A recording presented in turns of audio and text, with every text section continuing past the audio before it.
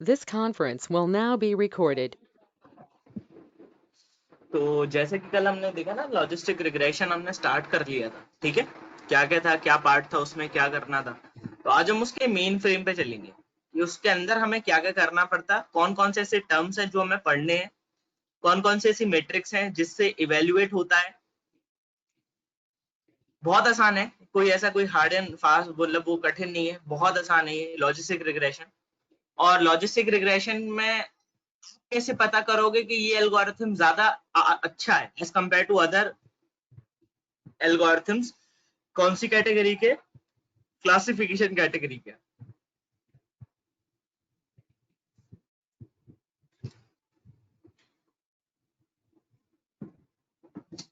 Okay, cat plot बता दूंगा, count plot है basically, cat plot count plot के लिए यूज होता है। तो let us start, Spyder open हो जाए फिर हम स्टार्ट करते हैं।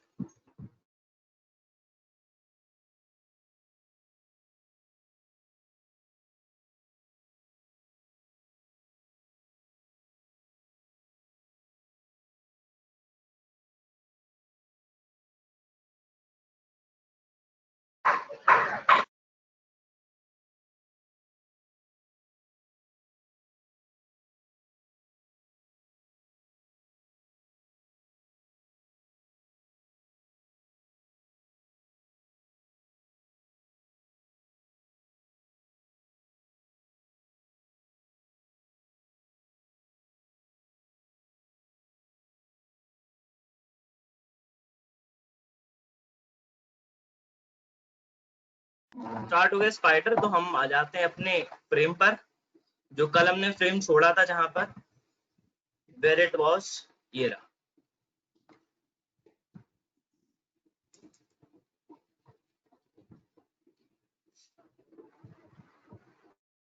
आई थिंक मैंने यहीं पर छोड़ा था।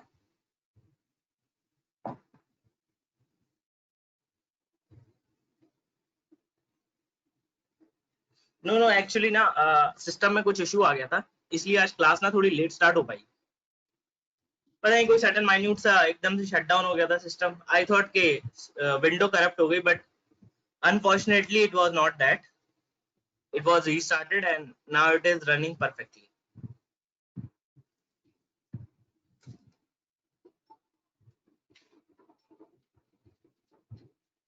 तो आज का जो हमारे टॉपिक्स हैं वो स्टार्ट करते हैं। और टॉपिक जो हमारा है वो कौन सा है, क्लासिफिकेशन का लॉजिस्टिक रिग्रेशन। तो पहले थ्योरी देखते हैं, उसका अंडरस्टैंडिंग देखते हैं कि what is actually logistic regression. Okay guys, चलिए देखो। जैसे अगर मैं बात करूं क्लासिफिकेशन की,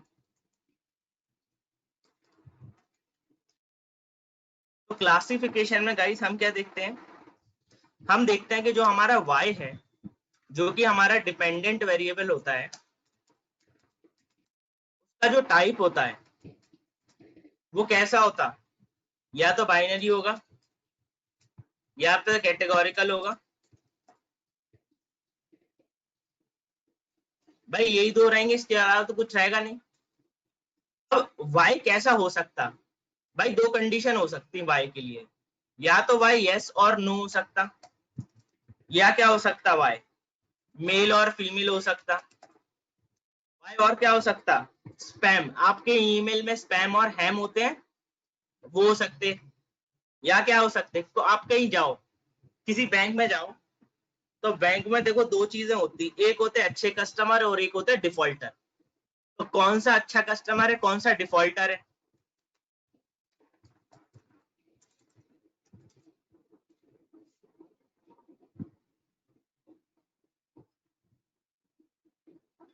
अच्छा, अगर आपका कोई लीनियर नहीं आ रहा है तो आप लॉग ट्रांसफॉर्मेशन लगाते हो ना उसको लीनियर बनाने के लिए। कल बताया था ना, अगर कोई लीनियर नहीं आ रहा हो, जैसे सपोज करो आपका एक पर्टिकुलर के रिस्पेक्ट में ऐसा फिगर बन रहा है, ये y है और ये आपका कोई x है, ठीक है, और वो कुछ ऐसा जा रहा है, भाई ये लीनियर तो नहीं है। इसको लीनियर नहीं है तो मतलब इसकी जो वैल्यू है वो इंक्रीज करनी पड़ेगी, किस टर्म में, कुछ ऐसे में। तो इतने सारे हमने जो ट्रांसफॉर्मेशन सीख पढ़े थे ना कल, उसमें से लॉग ट्रांसफॉर्मेशन सबसे बेस्ट है, स्क्वायर रूट ट्रांसफॉर्मेशन है, तब हम उसका डेटा ट्रांसफॉर्मेशन करना पड़ता है।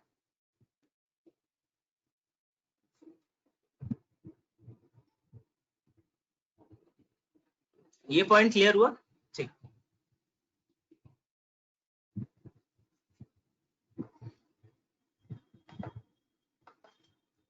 नाउ एक होते हैं डिफॉल्टर और एक कौन से होते हैं? Not defaulter. भाई इतने सारे कैटेगरीज हो सकती हैं। तो अगर मैं बात करूं मॉडल कीज के अंदर, तो मॉडल में जो सबसे सिंपलेस्ट होता है वो होता है आपका लॉजिस्टिक रिग्रेशन, सबसे सिंपलेस्ट। क्यों? क्योंकि भाई बहुत इजी होता है अप्लाई करने के लिए और इसकी मैथमेटिक्स भी। ओके, अगर मैथमेटिक्स की बात करूं तो जो मेरा लॉजिस्टिक रिग्रेशन होता है वर्क्स ऑन, देखो इसका प्रिंसिपल वर्किंग का कुछ और है और मेन वर्किंग का कुछ और है, ठीक है।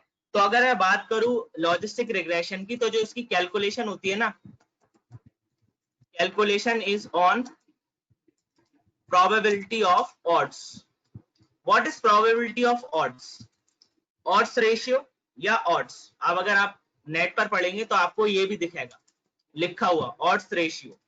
Now what is odds ratio and what is the probability of odd? तो अगर मैं इसकी एक्चुअल कंडीशन दूं इसकी, तो जो कंडीशन होती है वो कुछ ऐसी होती है log ऑफ, आपको याद करने की बिल्कुल जरूरत नहीं है guys, कोई नहीं पूछेगा आपसे, बट फिर भी थोड़ा बहुत पता होना चाहिए। अब लॉजिस्टिक रिग्रेशन है तो जरा इसका जो मेन सोर्स है वो कहां से लिया है? लीनियर रिग्रेशन से। कैसे लिया है सोर्स, जरा ये देखो। जैसे आपके पास ये डेटा है, आपका जो y होता था लीनियर रिग्रेशन है वो कुछ ऐसा होता था कि नहीं होता था? अगर मैं इसको 0 कंसीडर करूं और मैं इसको 1 कंसीडर करूं, ठीक है, और मैं इसको यहाँ पे ये कर दूं और यहाँ पर ये कर दूं, अब जरा मुझे एक बात बताओ, ये जो कर्व है ये वाला पूरा कर्व वो लीनियर रिग्रेशन का है, लीनियर रिग्रेशन का है, ठीक है। आपके पास कौन सा पढ़ रहे हो आप क्लासिफिकेशन पढ़ रहे हो, और क्लासिफिकेशन में आप पढ़ रहे हो लॉजिस्टिक रिग्रेशन। तो लॉजिस्टिक रिग्रेशन के में जो वैल्यू होती है y की, वो किसके बीच होगी? या तो 0 के बीच होगी या किसके बीच होगी? 1 के बीच में होगी। भाई इसके अलावा ऊपर तो जा नहीं सकती। तो क्यों ना सर अगर हम इस ग्राफ को यहां पर कंप्रेस कर दें और इस वाले एंड को 0 तक कंप्रेस कर दें, तो हमारा ग्राफ कुछ ऐसा बन जाएगा।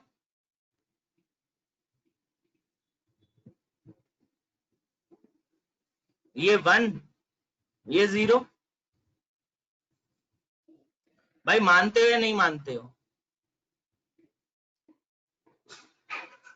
भाई अगर मैं ग्राफ को यहाँ और यहाँ पर कंप्रेस कर दूं तो मेरा ग्राफ की जो वैल्यू है y की वो 0 और 1 के बीच में कंप्रेस हो जाएगी कि नहीं होगी बेसिकली?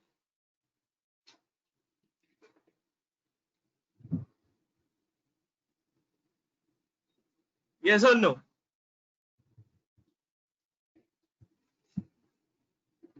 अगर कंप्रेस हो रही है तो इसका मतलब है ये वही लाइन इक्वेशन फॉलो करेगी, और वही लाइन इक्वेशन फॉलो करने का मतलब है जो इसमें कंडीशन हो तो यही तो होगी,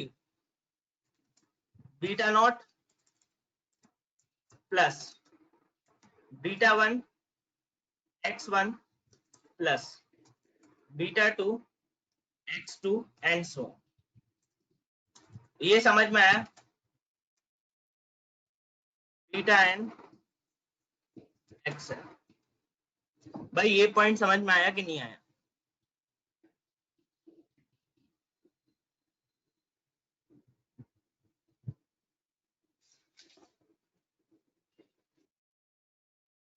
Now if I say that logistic regression works upon the odds ratio, अगर ये कैलकुलेशन इसकी वर्क्स करती है odds ratio पे, तो what is odds ratio?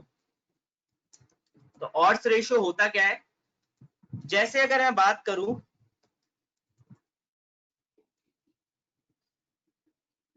P आपका प्रोबेबिलिटी है, बेसिकली जो प्रोबेबिलिटी है, probability that y equal to 1, ठीक है, p प्रोबेबिलिटी है आपकी, तो उसका रेशियो है।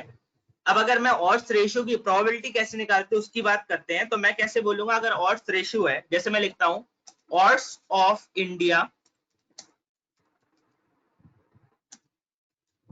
विनिंग टुडे, आज कितना रहेगा odds of India winning today, तो इसको लिखते हैं प्रोबेबिलिटी ऑफ विनिंग किसकी, इंडिया की,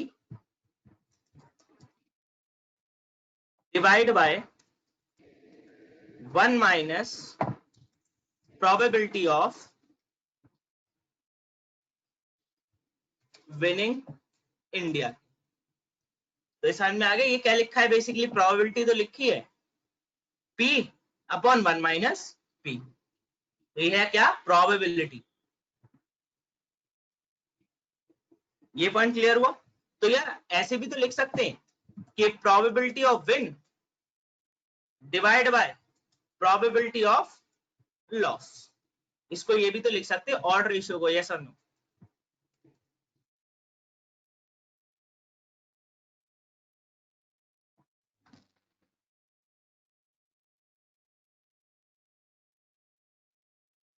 जब आप देखोगे इसको फाइनल देखोगे, अब देखो I am not going into the D depth of mathematics, मैं कोई प्रूफ नहीं कर रहा हूँ मैथमेटिक्स का, क्योंकि गाइस वो कहीं पूछा नहीं जाता है, कोई पूछता नहीं है आपसे प्रूफ, और ना आपसे कोई ये कहता है कि आप प्रूफ करके दिखाओ। नहीं लॉग, इसमें लॉग नहीं आएगा, देखो इसमें लॉग नहीं आएगा, इस वाले में ऑड्स रेशियो में लॉग नहीं आएगा, इसका एक प्रूफ है, प्रूफ वाले में लॉग आता है। अगर मैं P को बोलूं, मैं लिख देता हूं यहाँ पे, डोंट वरी। सो P क्या है, P हमारी प्रोबेबिलिटी है that y equal to 1, P वो प्रोबेबिलिटी है जब y इक्वल टू 1 है, ठीक है। अगर मैं P की प्रोबेबिलिटी का फॉर्मूला लिखूं तो काफी माइंड को एग्जॉस्ट करने वाला है। इसका फॉर्मूला है e की पावर, मतलब एक्सपोनेंशियल की power beta naught plus beta 1 x1 plus beta 2 x2, ठीक है, डिवाइड बाय 1 प्लस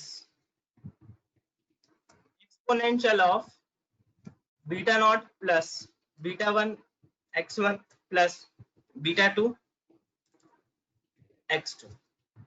तो उसमें कुछ आपको जानने की जरूरत नहीं है, आप कहोगे सर ये P है, ये कैसे आया, कैसे नहीं आया, है ना, तो उसमें डी डेप्थ में जाने की कोई जरूरत नहीं है, आपको इतनी टेंशन लेने की जरूरत नहीं है। बस एक छोटा सा कॉन्सेप्ट देखना है कि हमारा जो वर्किंग प्रिंसिपल होता है, वर्किंग प्रिंसिपल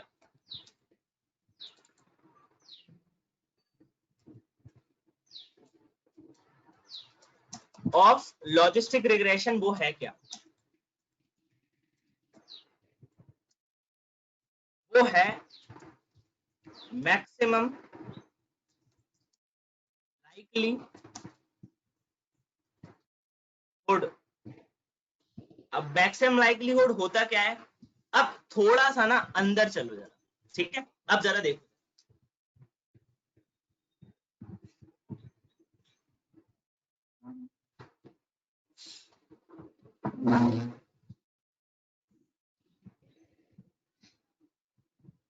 हाँ जो आपने ये करा ना, देखो अगर मैं इसको खोलूंगा ना, अगर सपोज करो मैं इस वाले टर्म को, ये पूरे टर्म को मैं क्या ले लूं, ये पूरा टर्म P है, अगर मैं एक्चुअल फॉर्मूले की तरफ जाऊंगा ना तो वो लॉग एंटी लॉग होके ना आपका फॉर्मूला वही बन जाए, ठीक है। तो अगर मैं बात करूं, देखो इसका आपको मेन क्या याद रखना है, वो कोई पूछेगा कि what is the working principle of logistic regression, तो वहां पे था ऑर्डिनरी लीस्ट स्क्वायर, यहाँ पे क्या है मैक्सिमम लाइक्लीहुड। अब जरा ध्यान से देखो, जैसे मैं लिखता हूँ y equal to beta naught plus beta 1 x1 plus beta 2 x2, भाई हमारे पास केवल दो वेरिएबल्स हैं, ठीक है। तो आपके पास सबसे बड़ा इंपॉर्टेंट क्या है समझने के लिए, आप मुझे एक चीज बताओ भाई, x और x2 x1 x2 की वैल्यू तो फिक्स होगी, y की वैल्यू फिक्स होगी, y पता लगाना है। हम अपने वैल्यू को कितना करीब तरीके से पता लगाने के लिए हम किसकी वैल्यू मैक्सिमाइज कर सकते हैं? केवल β1 β2, यस और नो, इन्हीं की वैल्यू तो फाइंड आउट हमें करनी होगी कि कौन से β1 β2 और β0 पे हमारी जो वैल्यू है वो हमारे 1 या 0 के कितना करीब आएगी। भाई प्रोबेबिलिटी होती है इसमें। अगर मैं आपसे कहूं जरा ये देखो, एक सिंपल सा ग्राफ देखो जरा, जैसे मेरा ये कर्व है लॉजिस्टिक रिग्रेशन, लॉजिस्टिक रिग्रेशन का जो कर्व होता है गाइस वो ऐसा होता है, ठीक है, इसको सिग्मोइड कर्व कहते हैं, we call this as sigmoid curve. ये जो कर्व होता है ना हमारा, हम इसको सिग्मोइड कर्व कहते हैं या एस कर्व कहते हैं, एस कर्व या sigmoid curve.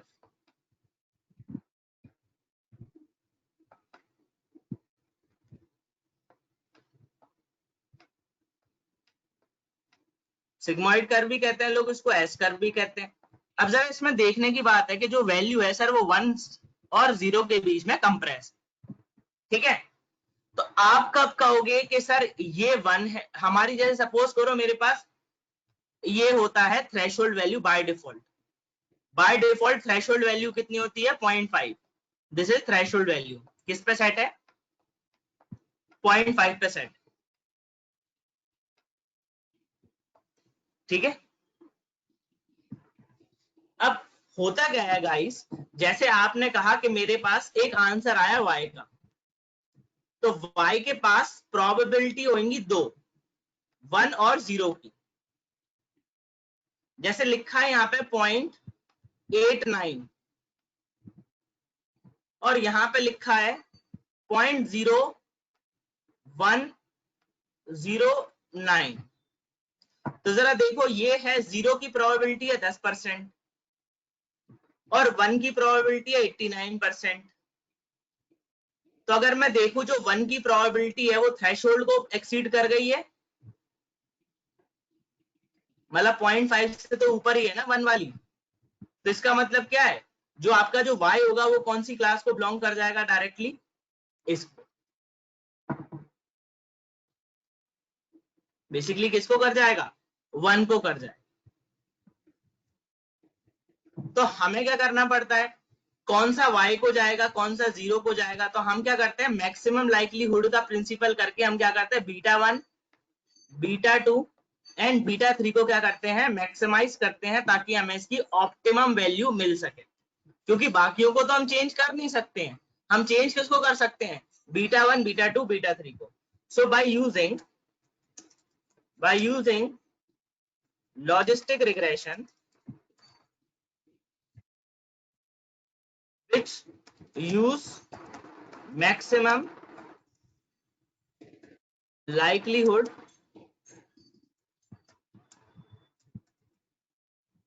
method to find best values for β0 β1 β2 and so। तो भाई ये फंडा है, आप β1 β2 β3 की वैल्यू कैसे निकालते हो। लास्ट टाइम आपने कैसे निकाला था? आपने स्टैट्स मॉडल यूज करा था β1 β2 β3 की वैल्यू निकालने के लिए। आज आपका β1 β2 β3 कौन निकालेगा? मैक्सिमम लाइक्लीहुड निकालेगा।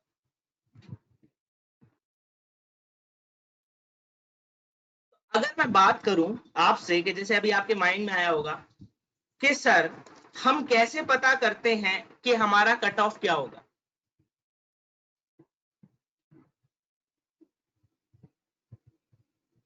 टेन भी मतलब Saurabh what you are saying, 10 भी एक्सीड कर रहा है मींस?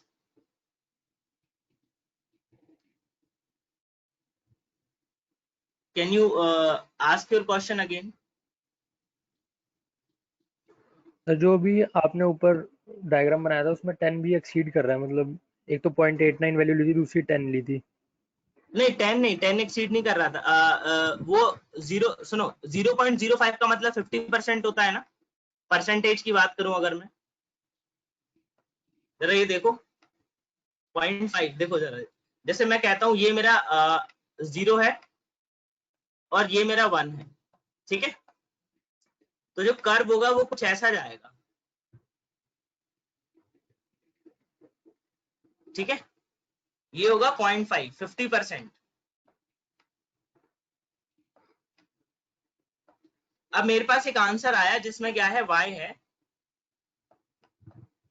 हाँ 0.09। नहीं, एरर नहीं होगा, वो एरर नहीं होता है, that is not error.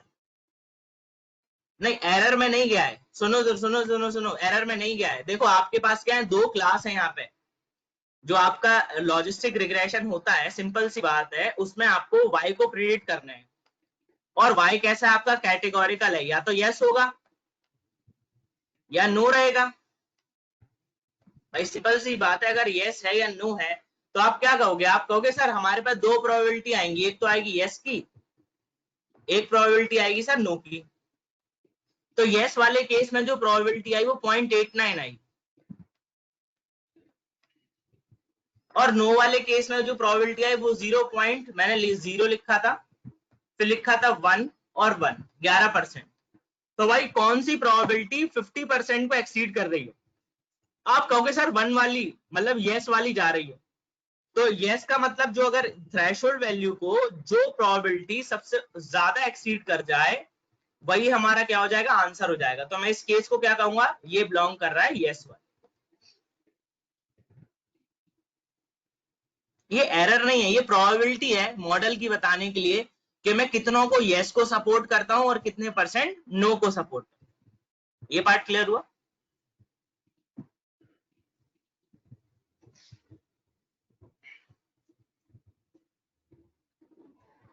Okay, how will be जज, बहुत अच्छा क्वेश्चन है। इसको जज करने के लिए हमें पढ़नी पड़ेगी कंफ्यूजन मैट्रिक्स, और कंफ्यूजन मैट्रिक्स में हम देखेंगे सेंसिटिविटी और स्पेसिफिसिटी, और वो डिफाइन करता है आपका कट ऑफ कहां पर होगा। तो चले उसकी तरफ। भाई ये कट ऑफ कौन डिफाइन करेगा, ये आपका डिफाइन करता है कंफ्यूजन मैट्रिक्स, क्योंकि कंफ्यूजन मैट्रिक्स आपको हेल्प करता है to calculate the sensitivity and specificity. चले भाई, चले, if you all want shall we go. Okay, तो हम स्टार्ट करते हैं अपना लॉजिस्टिक रिग्रेशन का कौन सा वर्किंग मेथड, ठीक है। तो जैसे वर्किंग लगाने हैं मुझे कुछ, तो मैं क्या करूंगा, मैं काम करता हूं, अभी छोटी सी वर्किंग करने पर कंफ्यूजन मैट्रिक्स पढ़ना है। तो हम क्या करते हैं, हम sklearn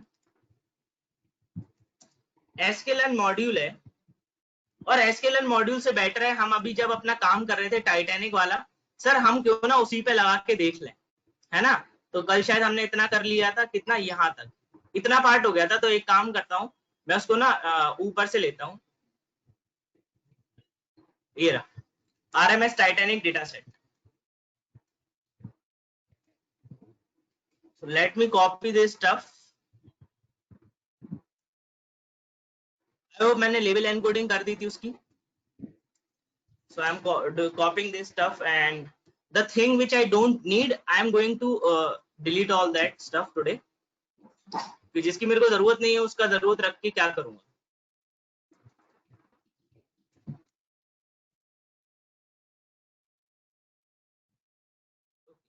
जैसा कि आपने देखा था कल हमने ये देख रहे थे हम, तो मैं काम करता हूँ, मैं डेटा को रन कर लेता हूँ। अब to change my directory, working directory.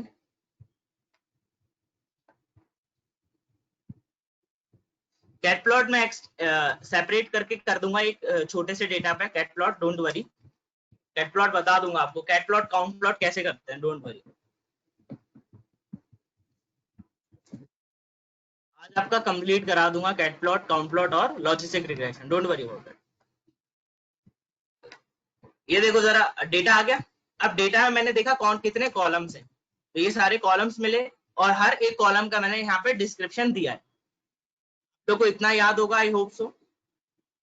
जब इतना डिस्क्रिप्शन मैंने दे रखा है तो उस डिस्क्रिप्शन के बेसिस पे मैंने देखा कि कौन कौन से लोग कहाँ कहाँ से चढ़े, आपको वही पता है। आपने देखा कोई मिसिंग वैल्यू तो नहीं, आपने देखा एज में है, आपने क्या देखा उसका हीट में, अब एसएनएस तो है नहीं है, तो यहाँ पे इंपोर्ट कर लेते हैं, इंपोर्ट सीबॉर्न एस एसएनएस,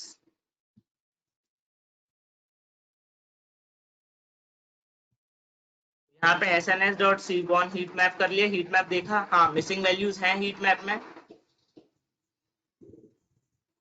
उसके बाद क्या करा आपने, उसका प्लॉट देखा, प्लॉट के अकॉर्डिंग आपने मीन और मीडियन निकाला और उसके अकॉर्डिंग क्या करी, वैल्यू फिलअप कर दी, वैल्यू फिलअप हो गई। उसके बाद आपने देखा कि भाई ये जो कॉलम नेम है, जो नेम वाला है वो तो बिल्कुल इररेलेवेंट है, तो आपने क्या करा, उसको पॉप कर दिया और यहाँ पे डेटा। फिर आपने क्या करा, लेबल एनकोडिंग लगा के जो भी आपके वैसे डेटा थे आपने उनको किस में कन्वर्ट कर दिया, नॉर्मल डेटा में। नॉर्मल मतलब न्यूमेरिक डेटा में, ये न्यूमेरिक डेटा में कन्वर्ट हो गए। अब हम क्या करेंगे, हमारे पास डेटा है एक, ठीक है, हमारे पास सिंगल डेटा है, तो हमें क्या करना पड़ेगा, उसको डिवाइड करना पड़ेगा ट्रेनिंग सेट और टेस्टिंग में। तो कैसे कर रही है, तो करने के लिए आप जानते हैं आप क्या लिखेंगे, from sklearn dot model selection import train underscore test underscore split. आप लिखेंगे x underscore train comma y underscore train, sorry x underscore test comma y underscore test equal to, आप यहाँ पे क्या लेंगे, आप लेंगे ये ट्रेन टेस्ट स्प्लिट, कॉपी करेंगे आप और यहाँ पे कर देंगे पेस्ट। उसके बाद आपके पास पता है आपको x और y को आपको डिवाइड करना था, बट आपने तो डिवाइड करा नहीं, तो आप क्या करेंगे, आप अपने डिपेंडेंट एंड इंडिपेंडेंट को सेपरेट करेंगे। कैसे करेंगे आप जानते हैं, आपकी जो केस स्टडी है वो क्या है, to predict whether the person survived or not, भाई यही है आपका। तो आप क्या कहोगे, y equal to simple, y equal to data, इसके अंदर क्या लिख दोगे, सर्वाइव्ड, ठीक है, और x में क्या लिख सकते हैं, data dot drop survived comma x equal to 1। तो आपने क्या करा, आपने y और x को क्या करा, सेपरेट कर दिया। सेपरेट करने का मैंने यहाँ पे क्या दिया, मैंने यहाँ पे x कॉमा y दिया, x कॉमा y कॉमा मैंने क्या दिया, मैंने टेस्ट साइज दिया, तो मैंने लिखा test size equal to 30%, comma by default मैंने रैंडम स्टेट बाय डिफॉल्ट जो है उसका क्या लिया 42। इसको स्मॉल कर देता हूं और मैंने क्या करा, इसको रन कर लिया, ये रन हो गया, परफेक्टली फाइन। आपको क्या लगाने हैं, आपको पता है आपको लॉजिस्टिक रिग्रेशन यूज करने हैं, तो आपके पास ऑलरेडी sklearn API में है अवेलेबल, तो आप क्या लिखेंगे, आप लिखेंगे from sklearn dot linear model import logistic regression, ठीक है, और लॉजिस्टिक रिग्रेशन करने के बाद आप क्या करेंगे, आप इसका एक बनाएंगे मॉडल, मॉडल इक्वल टू आप लिखेंगे सीधे लॉजिस्टिक रिग्रेशन रैंडम स्टेट। अब देखो रैंडम स्टेट का मतलब, जैसे उस दिन मैंने बताया था आपको, फिर से सुनो, जैसे आपके पास ये डेटा दे रखा है, आपके पास ये डेटा दे रखा है, आपने क्या करा, आपने अपने अकॉर्डिंग आप चाहते हो कि आपका जो डेटा है ना वो सही तरीके से काम करे, ठीक है, तो सही तरीके से काम करने के लिए आप जब भी आप ट्रेन टेस्ट स्प्लिट कराओ तो वो एक ही तरह की चीज को दे। एक ही तरह का मतलब, जैसे आपका अगर सपोज करो पहले के जो 4, वैसे मेरे पास 100 रोज हैं, मैं चाहता हूं हमेशा 100 में से जो टॉप 80 है वो ट्रेनिंग में जाए और जो लास्ट की 20 है वो हमेशा टेस्टिंग में जाए। जैसे ये मेरे पास ट्रेनिंग, जैसे ये मेरे पास डेटा है, मैं चाहता हूं इसमें ये रोज हैं, ठीक है, ये और ये है 1, ये है 2 और ये है 3, तो मैं चाहता हूं मैं कितनी बार भी मॉडल को चलाऊं तो मेरे ट्रेनिंग और टेस्टिंग में एक ही तरह का डेटा जाए, ये ट्रेन और ये टेस्ट। भाई अगर 2,1 इसमें गया है ना और 3 इसमें गया है तो कितनी बारी मॉडल चला लो डेटा आपका ऐसे ही मिले, इसलिए। बट रैंडम स्टेट चेंज करने से आपका डेटा जो जाता है ना वो चेंज हो जाएगा।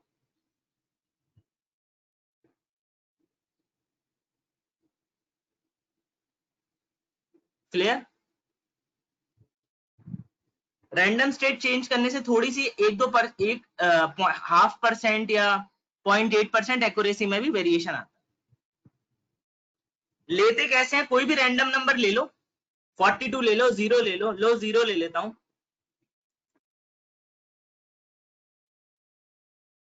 लो 0 ले ले रहा हूं यार, क्यों टेंशन लेते हो उतनी, लो 0 ले लिया, ठीक है, मॉडल बना दिया, बन गया मॉडल।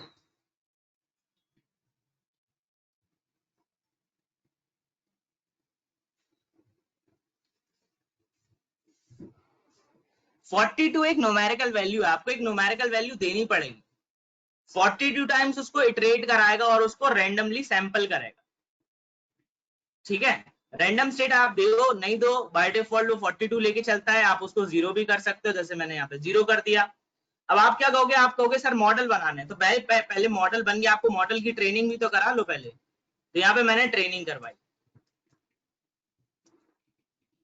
ट्रेन ऑफ मॉडल, या मॉडल ट्रेनिंग क्या रख सकता हूं, तो मॉडल ट्रेनिंग के लिए क्या कर लूंगा, डायरेक्टली मॉडल डॉट फिट रखूंगा x_train और y_train। नहीं देखो यार, एक्यूरेसी बढ़ा देता है 8%, बट हमें नहीं पता ना वो कौन सी वैल्यू होती है जिसपे एक्यूरेसी बढ़ेगी।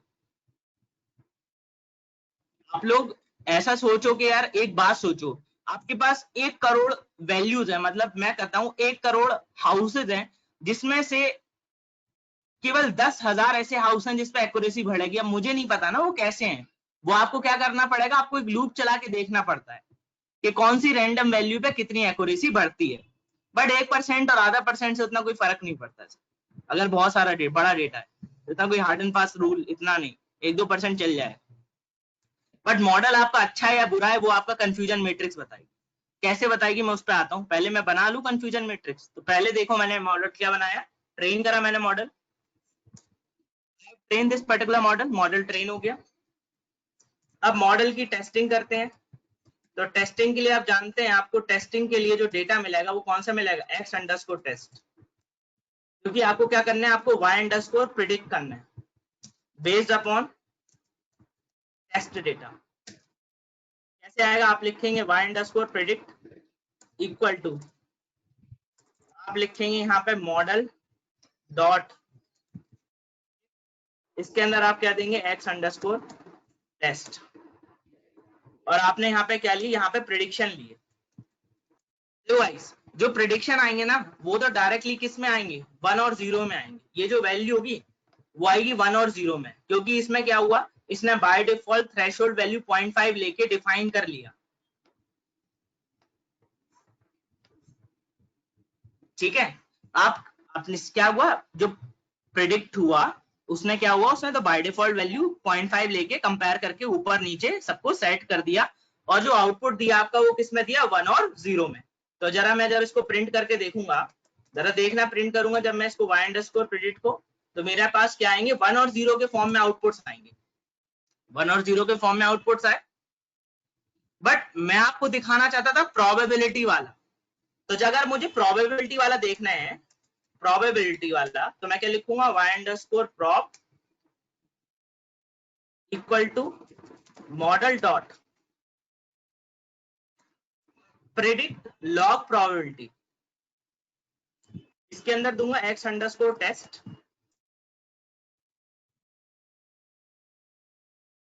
नो x टेस्ट वैल्यू आपकी 0.5 नहीं है, x टेस्ट की वैल्यू गाइस 0.30 है, 30% दिया है मैंने टेस्ट में, 0.5 की वैल्यू में चेंज आपको करके बताऊंगा, डोंट वरी अबाउट दैट। एकदम से हर चीज नहीं हो सकती ना कि मैं इसी के अंदर ये भी देख लो वो भी देख लो, थोड़ा पेशेंस रखिए। अभी ये जो टेस्ट साइज लिया है वो 30% लिया है, और जो थ्रेशोल्ड वैल्यू है, पहले ये तो पता करो थ्रेशोल्ड वैल्यू होती क्या है, आती कैसे है, तभी तो चेंज करोगे ना। यही नहीं पता है कि तुम्हें थ्रेशोल्ड वैल्यू है क्या, तो कहां से चेंज कर लोगे मेरे भाई। अब मैं आपसे कहूँ what do understand by threshold value, आप कहोगे सर होती है जिसमें y 0 और y 1 हो जाता। सेंसिटिविटी तो देख लो पहले, स्पेसिफिसिटी देख लो, तब आप समझ पाओगे ये थ्रेशोल्ड वैल्यू कैसे मैक्सिमम निकलती है, और उस मैक्सिमम थ्रेशोल्ड वैल्यू पे आपकी एक्यूरेसी मैक्सिमम कैसे होगी।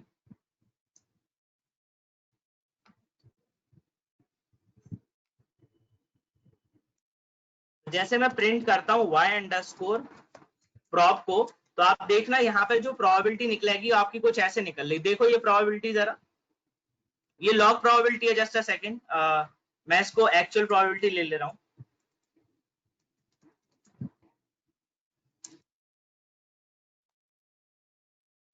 एक second,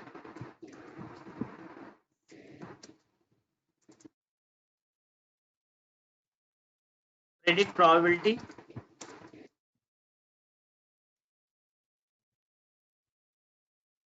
that is a probability जो हमारे पास आएगी, एक्चुअल में जो आएगी हमारे पास प्रोबेबिलिटी वो ये वाली रहेगी। अब जरा इस प्रोबेबिलिटी में देखो जरा ये part,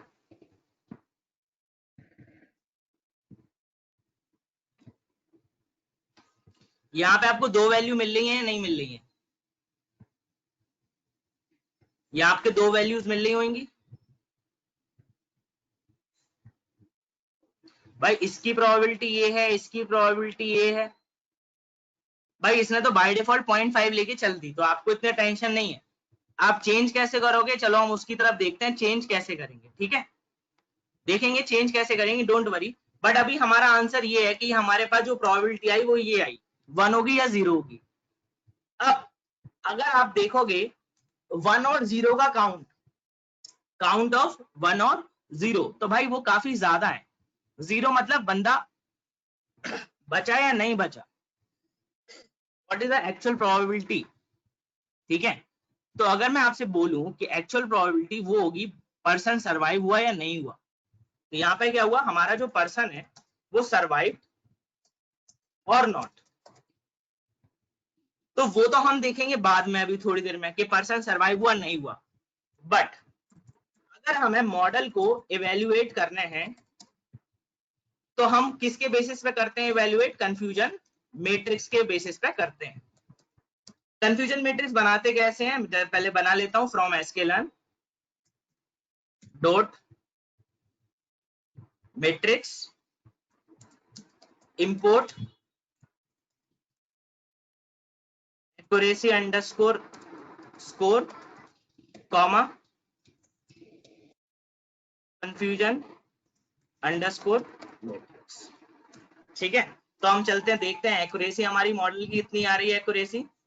so I will directly say this copy and I will say accuracy of model is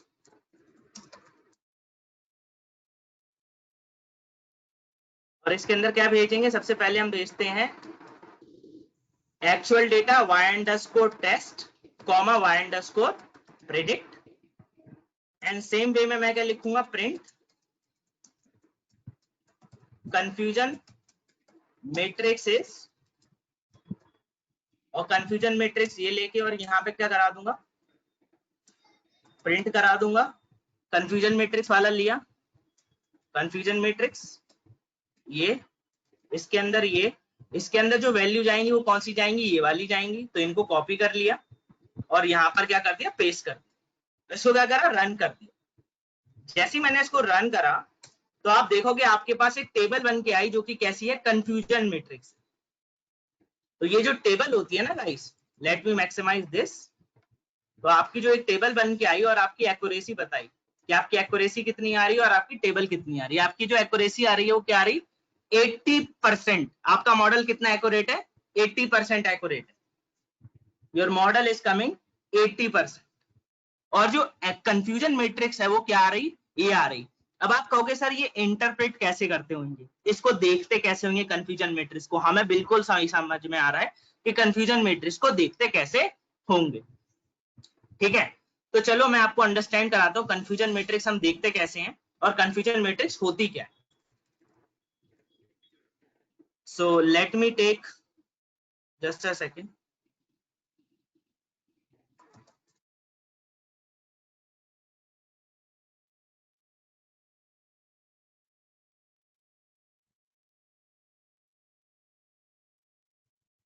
तो ज्यादा बेटर हमारे लिए एक्सेल रहेगी, क्योंकि एक्सेल पे ना कैलकुलेशंस भी होती हैं। तो एक काम करता हूँ, मैं एक शीट ओपन कर लेता हूँ।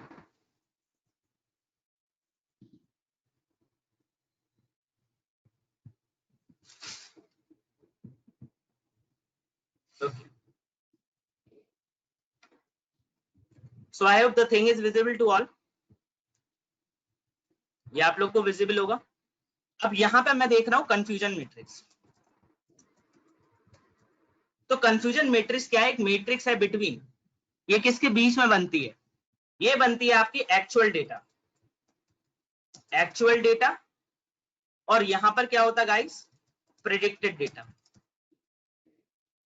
तो एक्चुअल डेटा और प्रेडिक्टेड डेटा में आप जानते हैं आपके पास दो चीजें होंगी, या तो जीरो होगा वैल्यू, भाई या तो एक्चुअल डेटा में क्या बोल रहा होगा, या तो बोल रहा होगा जीरो हूं, या क्या हूं, वन हूं। तो यहाँ पे वन लिख देता हूं डायरेक्ट, पहले वन हूं या जीरो हूं। भाई एक्चुअल डेटा में भी तो ये होगा। और एक क्या होगी? उसकी प्रेडिक्टेड वैल्यू होगी, या तो वो वन होगा या बेसिकली वो क्या होगा? जीरो होगा। तो आपकी जो कंफ्यूजन मैट्रिक्स होती है वो कुछ ऐसी होती है, ठीक है, जैसा कि आप देख पाओगे। तो जो आपकी कंफ्यूजन मैट्रिक्स है वो ऐसी है। Let me make this particular block as, मैं इस काम करता हूँ, इस ब्लॉक को ना मैं थोड़ा बॉर्डर वाला कर देता हूँ।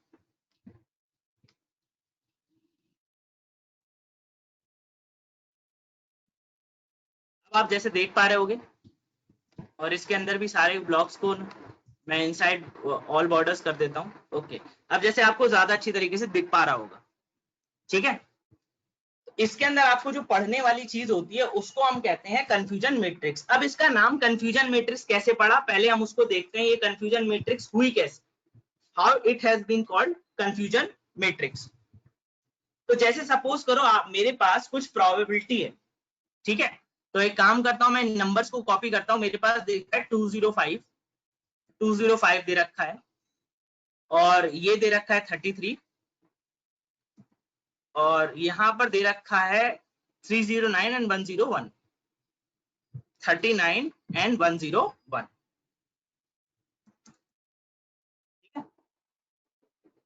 अब इसको कंफ्यूजन मैट्रिक्स बोलते क्यों है, इसका नाम कैसे पड़ा, उसका एक बहुत अच्छा कॉन्सेप्ट है। जरा ये देखो, जैसे मैं आपसे कहूं कि यार एक तुम हो और एक मैं हूं, तो आप लोग को मैं कहता हूं क्या?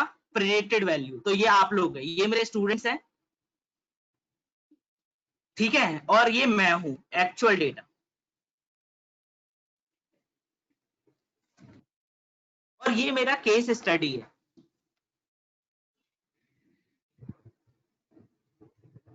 ठीक।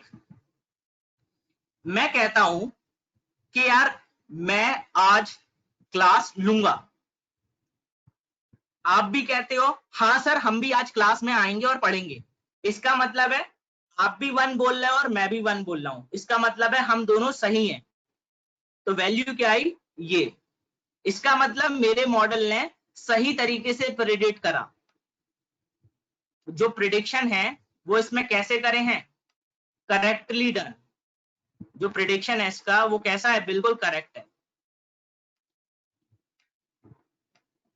ठीक है। सेम वे में आप क्या कहते हो? मैं कहता हूं नहीं आज क्लास नहीं होगी, आप भी कहते हो हाँ सर आज क्लास नहीं है।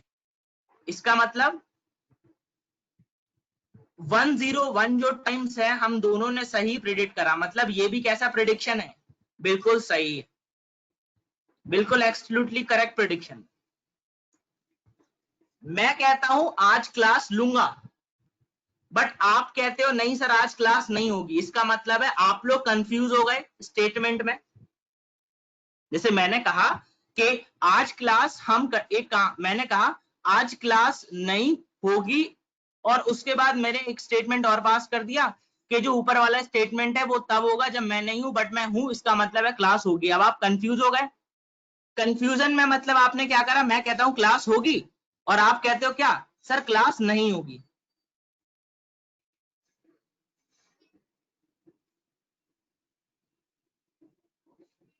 नहीं नहीं, एक्चुअली जो कंफ्यूजन मैट्रिक्स की वैल्यू है ना वो सेम ऐसे नहीं होती है। देखो सेम तब होगी जब हमारी दोनों कंडीशन दोनों एक्चुअल में भी 0 आए और प्रेडिक्टेड में भी 0 हो, तभी वो क्या कहेगा, उसको उस कैटेगरी में रखेगा।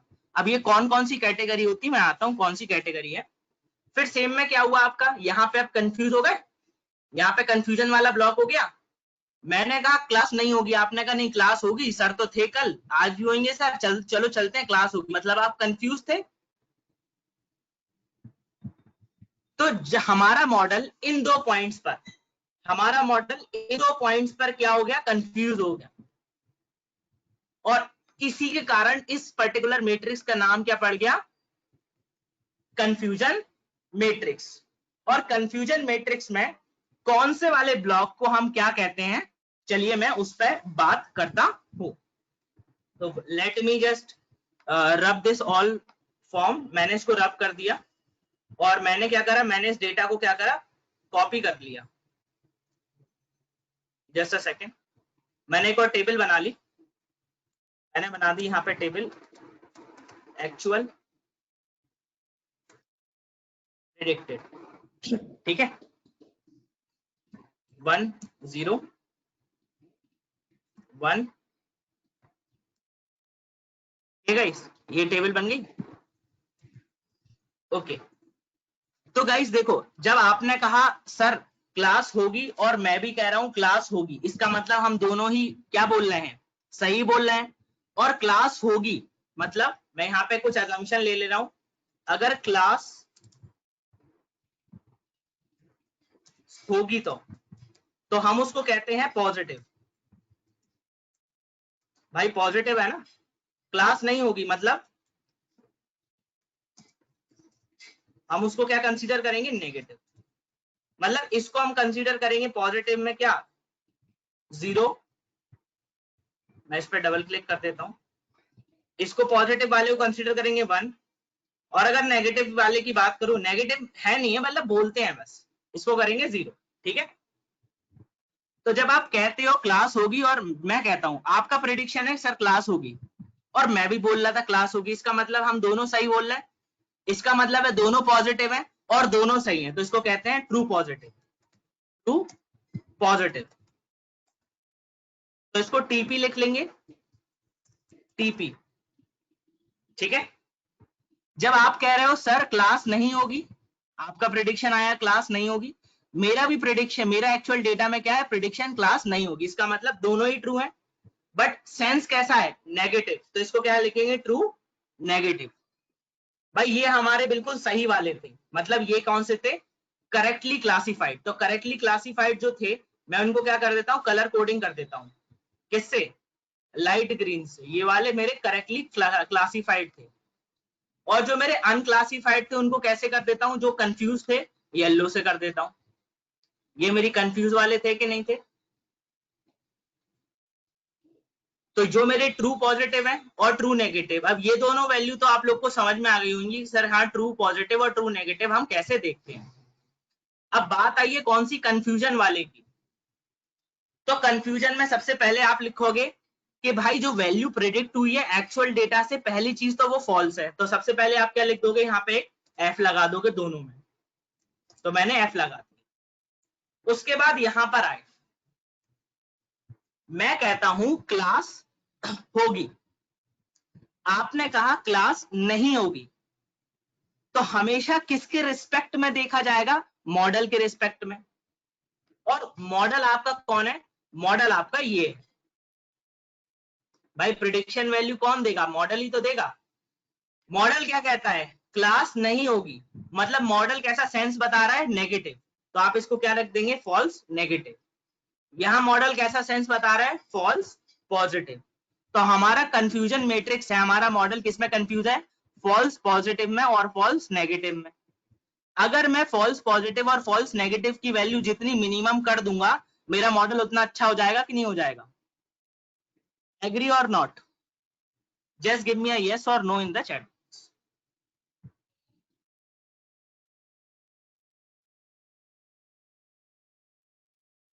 ओके, तो अगर मैं इसकी बात करता हूँ, मैं इसको फिलअप कर ले रहा हूँ, डोंट वरी, मैं इसको फिलअप कर देता हूँ येलो से।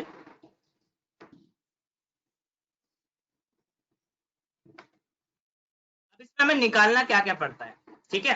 तो निकालने के लिए अगर मैं बात करूं तो सबसे पहला जो पॉइंट्स होते हैं, कुछ पॉइंट्स यहाँ पे नोट डाउन कर रहा, आप नोट डाउन करने हो तो कर सकते हैं साथ में।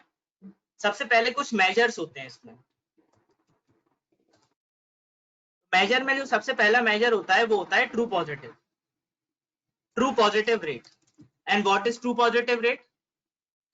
True positive rate is true positive value divide by total, ठीक है। एक होता है फॉल्स पॉजिटिव रेट, इसमें भी डायरेक्ट क्या लिखेंगे, false positive divide by total.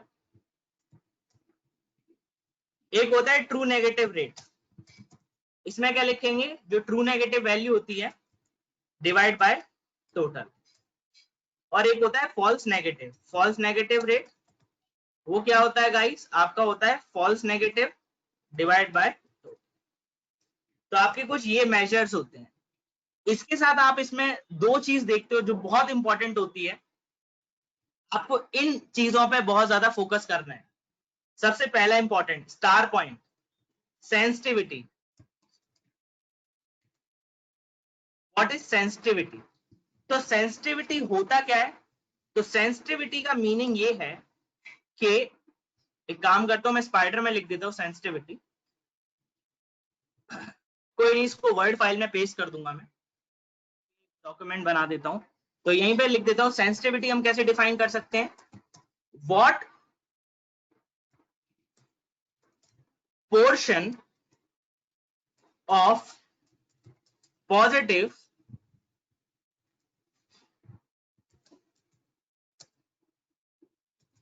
do you correctly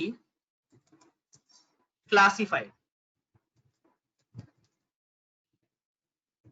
इसका मतलब कितना पोर्शन था जो आपने करेक्टली क्लासिफाइड करा।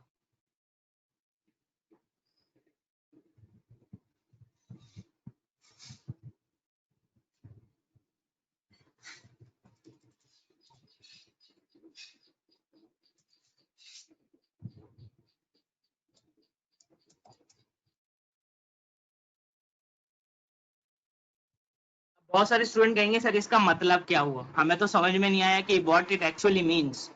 इट एक्चुअली व्हाट मींस, इसका मतलब ये होता है, देखो आप कहना चाहते हो कि आपने जो सेंसिटिविटी है, सेंसिटिविटी मतलब आपका मॉडल कितना ज्यादा सेंसिटिव है टुवर्ड्स पॉजिटिव वैल्यू, मतलब आपका मॉडल कितना हद तक जो 1 है उनको 1 प्रिडिक्ट कर पा रहा है, मतलब जो एक्चुअल में 1 है उनको 1 कितना हद तक प्रिडिक्ट कर पा रहा है। तो अगर मैं बात करूं सेंसिटिविटी की, तो सेंसिटिविटी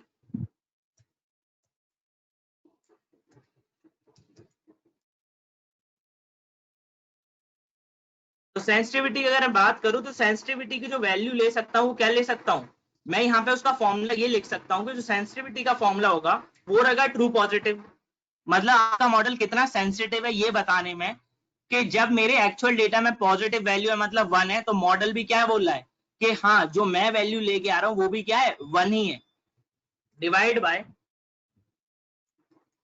ट्रू पॉजिटिव प्लस, भाई मॉडल भी क्या कह रहा है 1 ही है, तो 1 ही है, इसका मतलब दोनों क्या कह रहे हैं, एक्चुअल में भी 1 होना चाहिए। तो 1 कहां पर आ रहे हैं, अब जरा मेरे को सिंपल सी बताओ 1 कहां पर मिल रहा होगा,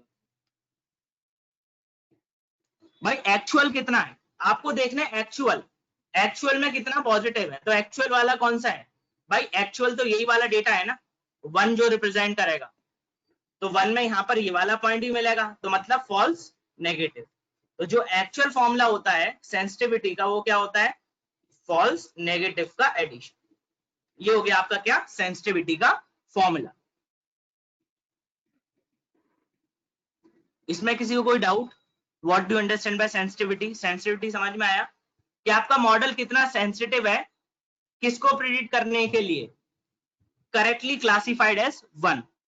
ऐसे ही अगर मैं बात करूं, अगर मॉडल ज्यादा सेंसिटिव हो गया मतलब मॉडल क्या होगा, काफी ज्यादा स्पेसिफिक हो जाएगा, तो अगर नेगेटिव को प्रेडिक्ट करना है तो क्या प्रेडिक्ट करनी पड़ेगी, उसकी स्पेसिफिसिटी। स्पेसिफिसिटी होती क्या है, व्हाट पोर्शन ऑफ जीरोस या नेगेटिव वैल्यू डू यू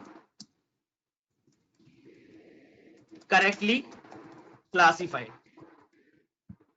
भाई ऊपर पॉजिटिव था, नीचे नेगेटिव है, तो अगर बात करूं स्पेसिफिसिटी की, तो स्पेसिफिसिटी आपकी क्या आनी चाहिए, आपकी डायरेक्ट फॉर्मूला अगर आप लिखोगे तो क्या लिखोगे, आप लिखोगे फॉल्स नेगेटिव या लिखोगे पहले ट्रू नेगेटिव, कितने जीरो सही तरह से क्लासिफाइड करे, डिवाइड बाय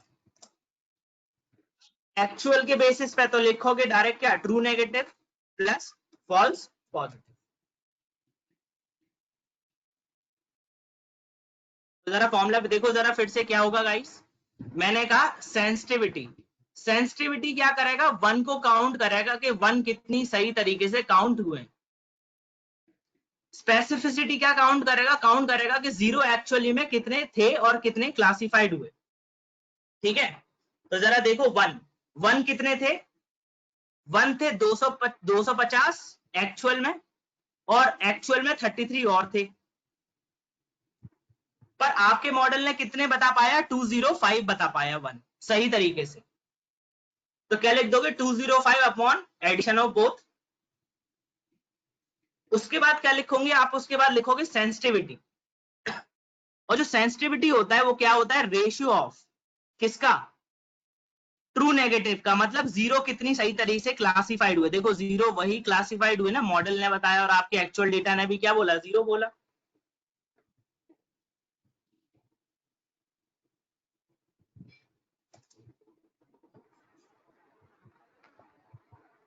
किसके रिस्पेक्ट में बोला, भाई किसी वैल्यू के रिस्पेक्ट में बोलेगा ना, तो उसने क्या बोला, भाई जीरो यहाँ पर भी मिल रहा है एक्चुअल में, और एक्चुअल जीरो यहाँ पर भी है, पर टोटल अच्छे से जीरो कौन प्रिडिक्ट कर पाया है, ट्रू नेगेटिव वाला, इसलिए इसका रेशियो क्या हो गया, true negative upon actual zero, true positive upon actual positive. ये पार्ट क्लियर हुआ।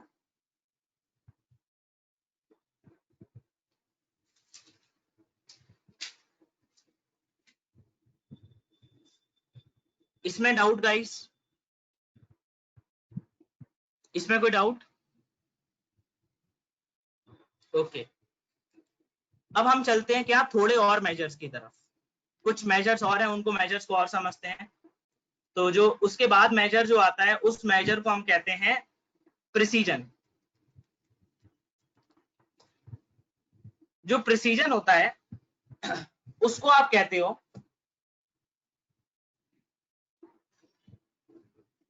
True positive divide by true positive plus false positive. मैं फॉर्मूला लिख देता हूं, एक्सप्लेन मैं भी कर दूंगा। और एक होता है रिकॉल, रिकॉल को हम लिखते हैं true negative divide by true negative plus false negative. ठीक है, और एक जो लास्ट वाला होता है वो होता है एक्यूरेसी। एक्यूरेसी होता है आपका, आपने कितनी सही तरीके से ट्रू नेगेटिव प्रेडिक्ट करा, आपने कितनी सही तरीके से ट्रू पॉजिटिव प्रेडिक्ट करा।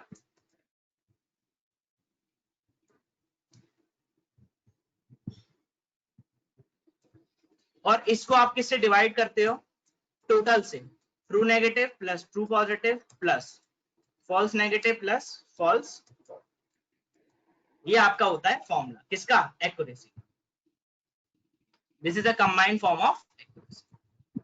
तो ये आपको मेजर्स क्या पता होने चाहिए, ये मेजर्स होते क्या। अब आपके माइंड में एक चीज घूम रही होगी, सर आपने हमसे बोला था कट ऑफ के बारे में, ठीक है, आपने हमसे बोला था कट ऑफ के बारे में, तो सर कट ऑफ कैसे डिफाइन करते हो। तो हम गाइस क्या करते हैं, हम एक ग्राफ बनाते हैं। ग्राफ कैसे बनाते हैं, कैसे ग्राफ प्लॉट होता होगा, तो जरा देखिए, मैं अभी इसको थोड़ा नीचे करता हूं, मैं इसको थोड़ा सा नीचे करता हूं जरा उस ग्राफ को समझाने के लिए। तो हम क्या बनाते हैं, हम एक प्लॉट बनाते हैं। प्लॉट कैसा होगा, प्लॉट कुछ ऐसा होता है,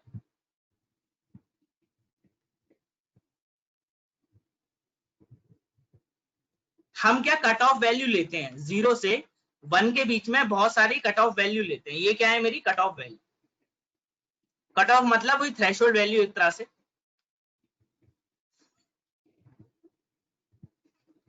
ठीक है, अब ये ग्राफ बनता कैसे है? अगर आपको ग्राफ बनाना है तो ग्राफ में आप क्या करोगे, जो y एक्सिस है ना, x एक्सिस पे तो हमेशा कट ऑफ रहेगा। आपकी जो y एक्सिस है इस पर दो चीज रहती हैं, एक होती है सेंसिटिविटी, मॉडल कितना सेंसिटिव है, और एक होती है स्पेसिफिसिटी, मॉडल कितना स्पेसिफिक है।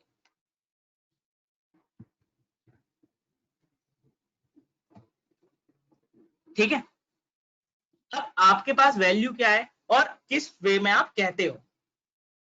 भाई आप कहते हो जब हमारा सर कट ऑफ 0 है, अब ध्यान से सुनना, अगर आप कहते हो आपका कट ऑफ 0 है, इसका मतलब क्या है कि भाई आप जितने भी वैल्यू प्रेडिक्ट करोगे बिल्कुल सही करोगे। और सही वैल्यू प्रेडिक्ट करने का मतलब है आपका जो सेंसिटिविटी का ग्राफ होगा, सेंसिटिविटी का ग्राफ आपका कुछ ऐसा होता है।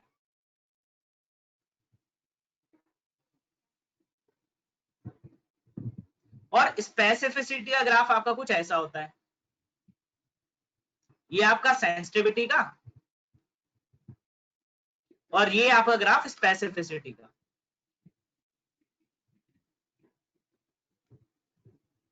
ठीक है, आप चाहते हो आपका मॉडल अगर अच्छा हो, अगर आप कहते हो आपका मॉडल बेस्ट है सर, ठीक है, आपका मॉडल क्या है, बेस्ट है, तो बेस्ट कंडीशन में क्या होगा, वो सही तरीके से क्लासिफाइड करे 1 और सही तरीके से क्लासिफाइड करे 0।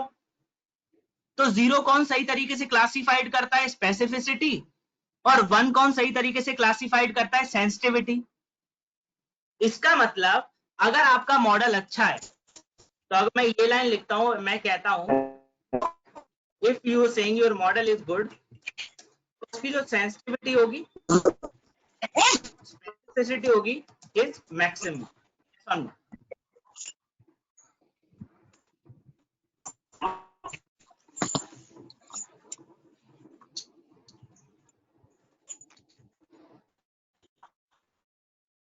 जो उसकी सेंसिटिविटी और स्पेसिफिसिटी होगी वो मैक्सिमम होगी।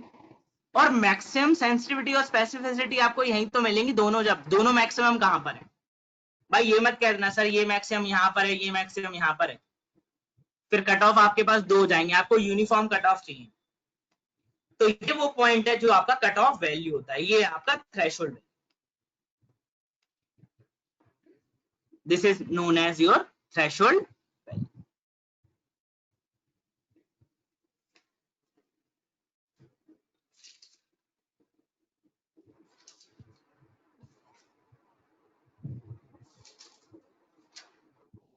इसमें कोई डाउट?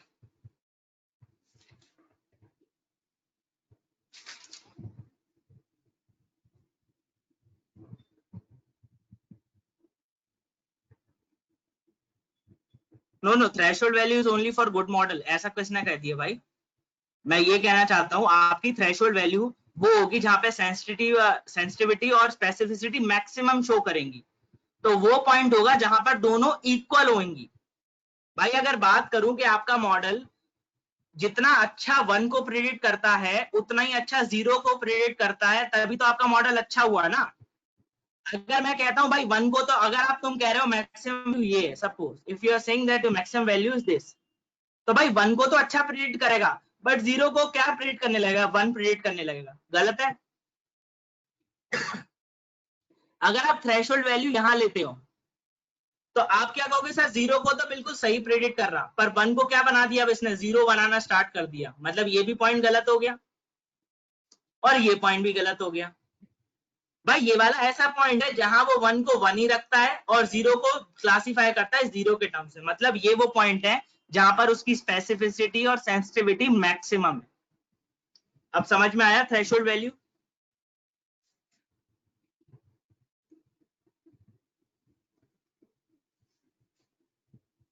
यस और नो?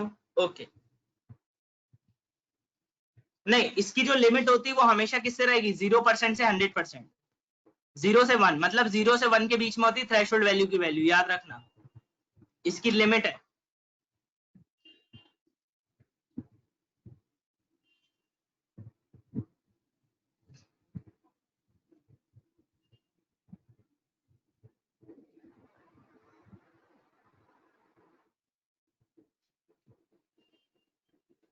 नहीं नहीं, ऐसा कोई फॉर्मूला नहीं है कि आप थ्रेशोल्ड वैल्यू निकाल लो।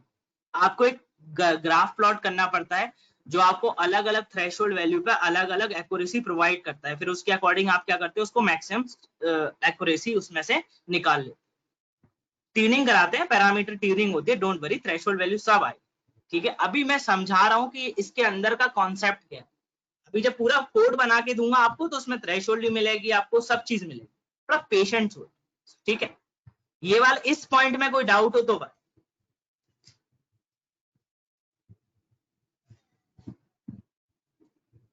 कोई डाउट।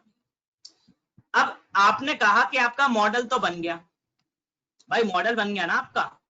आपने कहा सर हमारा मॉडल बन गया, और आपको ये भी समझ में आ गया कि सर ये चीज है। ठीक है, ये फाइल में शेयर कर दूंगा, ये एक्सेल शीट शेयर कर दूंगा ताकि आप देख लो कौन सी चीज क्या होती है। आपने कहा मॉडल तो बन गया, मेरा आपसे question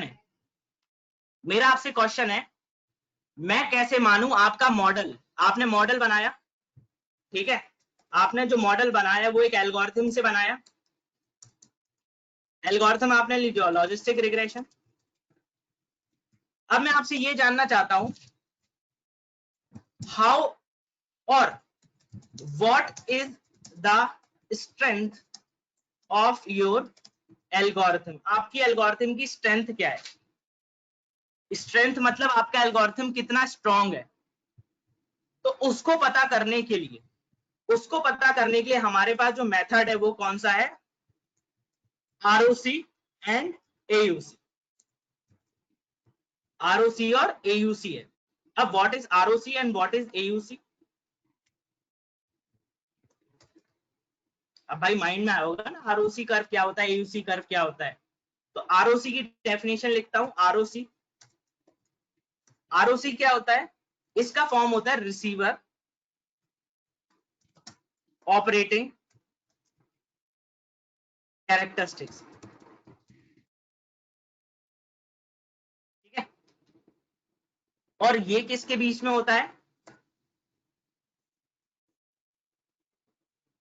just guys just give me a second.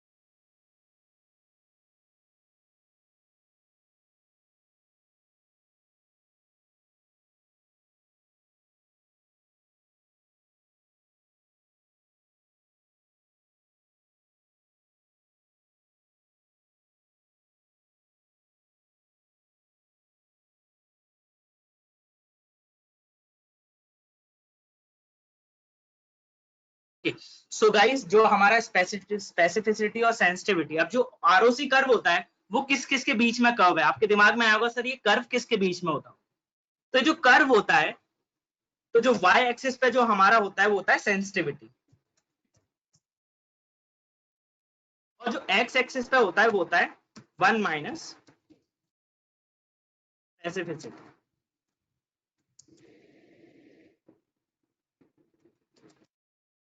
x axis पे होता है सेंसिटिविटी और y एक्सिस पे होता है 1 माइनस स्पेसिफिसिटी।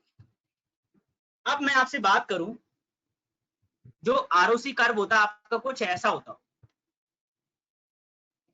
जो ROC कर्व होगा ना वो कुछ ऐसा कर्व आता है।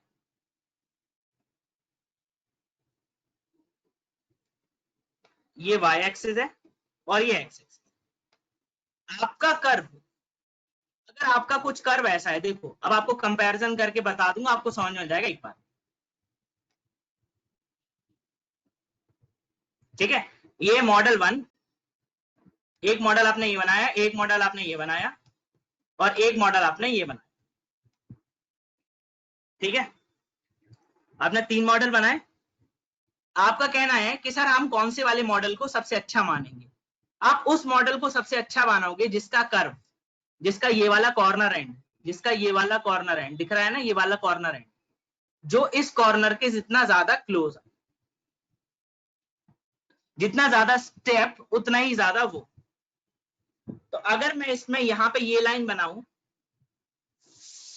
और यहाँ पर अगर मैं एक चीज देखूं कि सर ये वाला जो पार्ट है, जो ये वाला पार्ट है इस पर्टिकुलर एरिया के अंडर जितना ज्यादा एरिया वो कवर करेगा, जितना ज्यादा एरिया वो कवर करेगा उसका एक्यूरेसी उतना ही अच्छा, मॉडल उतना ही अच्छा। तो मैं बात क्या कर सकता हूं, मैं बात ये कह सकता हूं कि जो AUC होता है वो क्या होता है, एरिया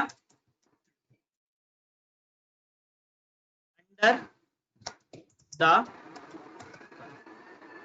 ये होता है।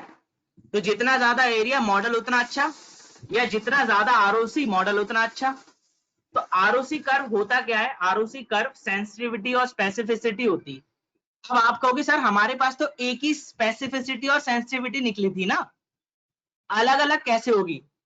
तो हमारा मॉडल क्या करता है, हमारा मॉडल ROC बनाने के लिए क्या करता है, डिफरेंट सेट्स ऑफ स्पेसिफिसिटी या सेंसिटिविटी एंड स्पेसिफिसिटी को लेता है और उनके बीच क्या करता है, ये कर्व प्लॉट करके देता है। और कर्व जितना ज्यादा स्टेप्ड होगा, मतलब इसकी तरह होगा, जितना ज्यादा ऐसा होगा कर्व, उतना ही अच्छा हमारा क्या बनेगा, मॉडल। ये पॉइंट क्लियर हुआ ROC के बारे में। ROC के बारे में ये पॉइंट क्लियर हुआ।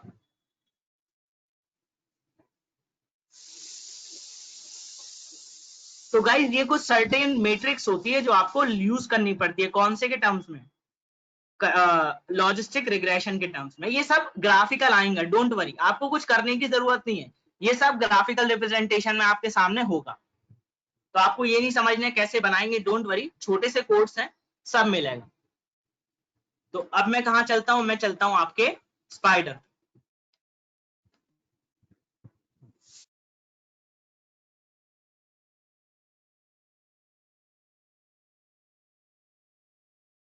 तो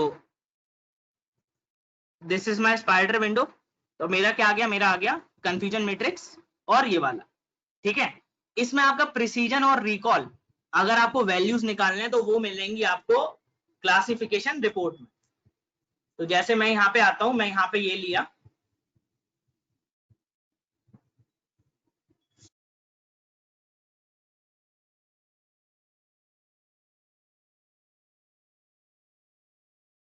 from sklearn dot matrix import classification underscore report. जब मैं प्रिंट करूंगा तो क्लासिफिकेशन के बाद यहाँ पे दूंगा y_test, y_, तो ये मेरे को कंफ्यूजन मैट्रिक्स के साथ क्या देगा, इस क्लासिफिकेशन रिपोर्ट देगा। जो क्लासिफिकेशन रिपोर्ट कुछ ऐसी होगी जहाँ की आप देख पा रहे होगे, एक बार 0 के लिए रिकॉल निकाला, एक बार y के लिए निकाला और एक बार निकाला किसके लिए, F1 स्कोर निकाला। देखो मॉडल तब अच्छा कहोगे जब इसके बीच में ज्यादा वेरिएशन ना हो, मतलब ऐसा नहीं हो 0 तो क्या बोल रहा, 0 80% दिखा रहा और 1 दिखा रहा 20%, तो आपका मॉडल क्या है भाई, ऑन एन एवरेज गलत है। ये दिखा रहा 84%, ये दिखा रहा 75%, ओके, मॉडल ओवरऑल एवरेज में सही है, ठीक है। So this is called classification.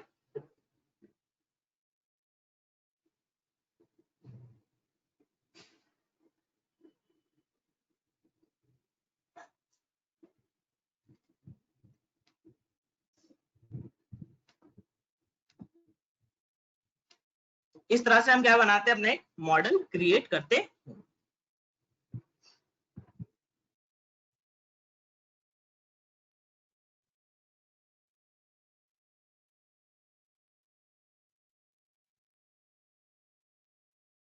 Report में एक्चुअली हम क्या करते हैं, हमने दो के बीच में निकालते हैं, एक प्रिसीजन और एक रिकॉल निकालते हैं।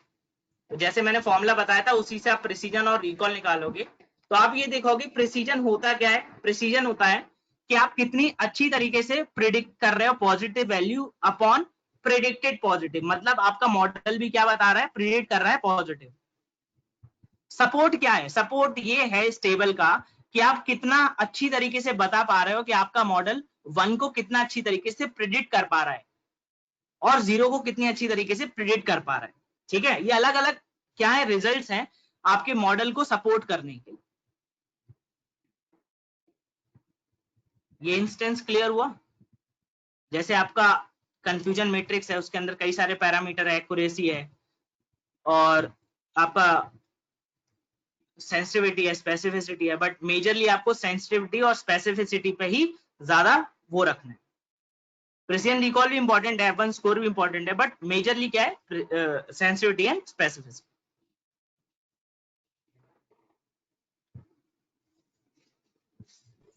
ये पॉइंट क्लियर हुआ? यस और नो?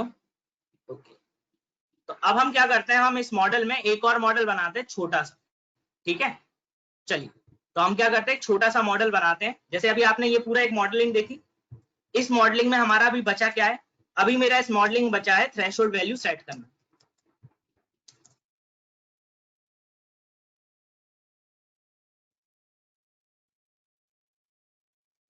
बस यही बचा है।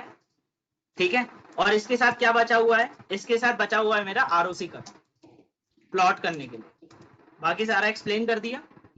मैं काम करता हूं, मैं भी एक छोटा सा मॉडल बनाता हूं जो कि कैसा होगा, एक प्रिडिक्टिव मॉडल होगा।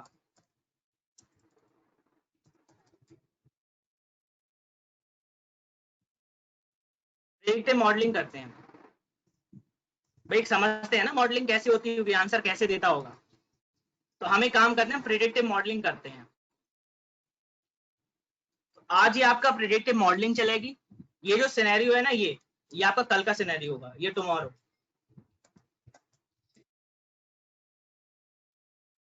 टुमारो का सिनेरियो है, ठीक है। ये मैं कल आपको एक्सप्लेन करूंगा कि इसमें थोड़ा अलग चीजें चलती हैं। और आज हम एक और प्रेडिक्टिव मॉडलिंग करते हैं। जो मॉडलिंग हम करेंगे वो किसके लिए करेंगे,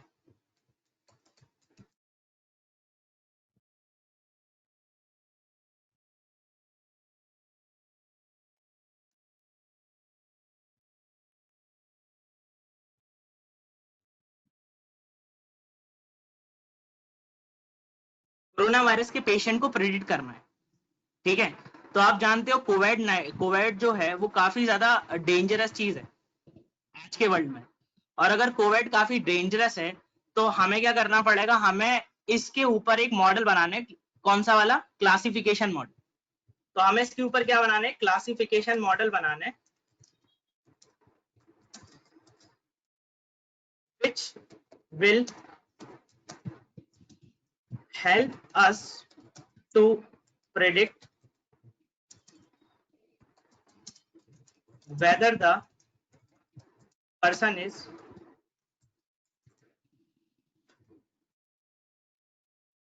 suffering from corona virus और, ठीक है, कोरोना वायरस से सफर कर रहा है या नहीं कर रहा है, आपका ऑब्जेक्टिव वो है। तो जब आपका ऑब्जेक्टिव ये हो गया, मतलब इसका मतलब है वाई के आपके पास दो केसेस होंगे, या तो वो बचेगा या नहीं बचेगा, मतलब वाई आपका क्या रहेगा, वाई या तो वो 0 मतलब नॉट इफेक्टेड, और एक आएगा 1 मतलब इफेक्टेड। भाई ये कंडीशन होगी, 0 नॉट इफेक्टेड, 1 मतलब इफेक्टेड। अगर वाई ये होगा तो इसका मतलब मुझे डेटा कलेक्ट करना पड़ेगा। तो एक सैंपल डेटा ऑलरेडी है, तो just let me save this, इसको save, let me minimise this.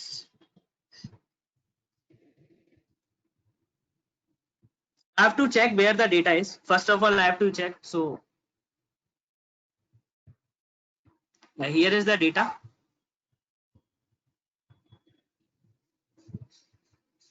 Let me open this particular data.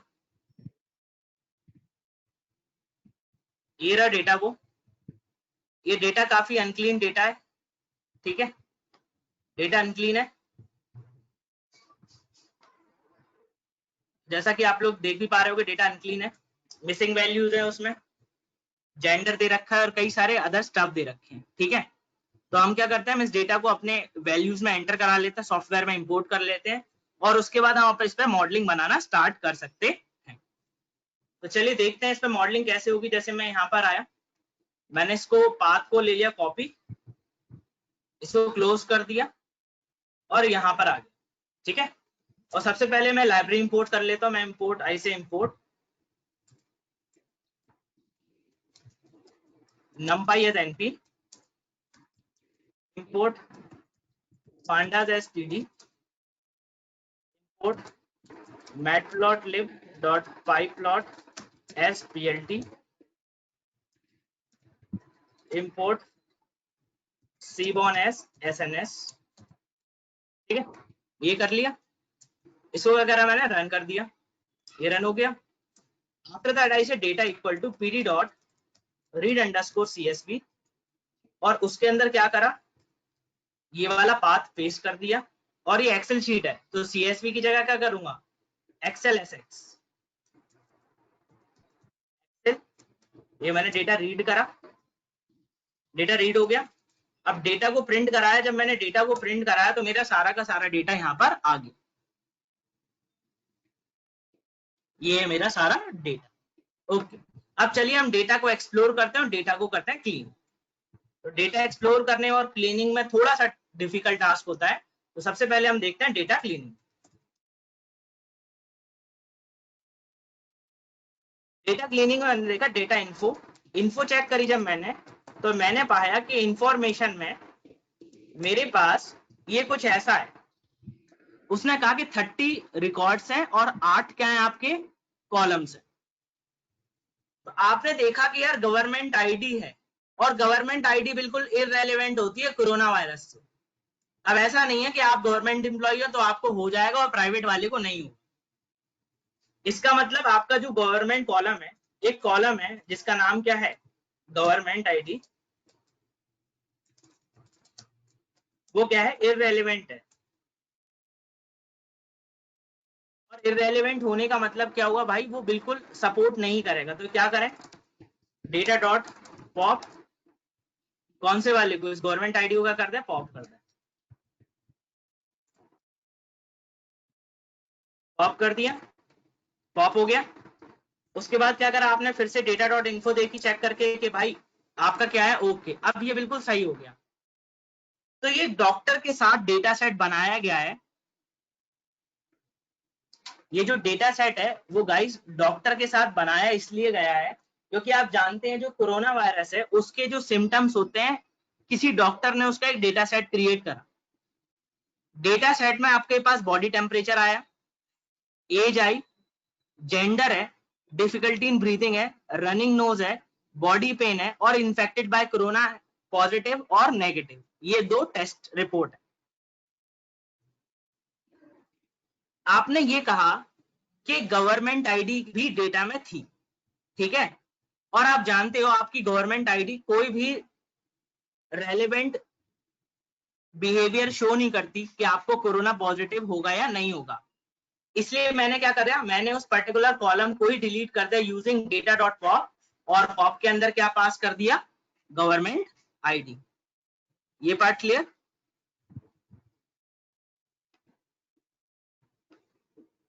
उसके बाद मैंने कहा कि यार देखो कोई मिसिंग वैल्यू तो नहीं है, तो मैंने क्या लिखा, data dot is null dot sum. तो जो मिसिंग वैल्यू आई वो क्या आई गाइस, वो 2 आई दोनों के बीच में। अब इसको फिल करना है तो आप डेटा डिस्ट्रीब्यूशन देख लो। तो डिस्ट्रीब्यूशन हमने देखा, तो हम एक काम करते हैं, अभी डिस्ट्रीब्यूशन छोड़ते हैं, अभी हम दोनों को मीडियन से फिलअप कर लेते हैं, एज्यूम कर लेते हैं दोनों को मीडियन से फिलअप कर लेते हैं। तो डेटा, बट जो रूल दे रखा है आप उसके अकॉर्डिंग ही चलोगे। मैं काम करता हूं, मैं दोनों को किससे फिलअप कर लेता हूं, median values dot fill N data dot median comma in place equal to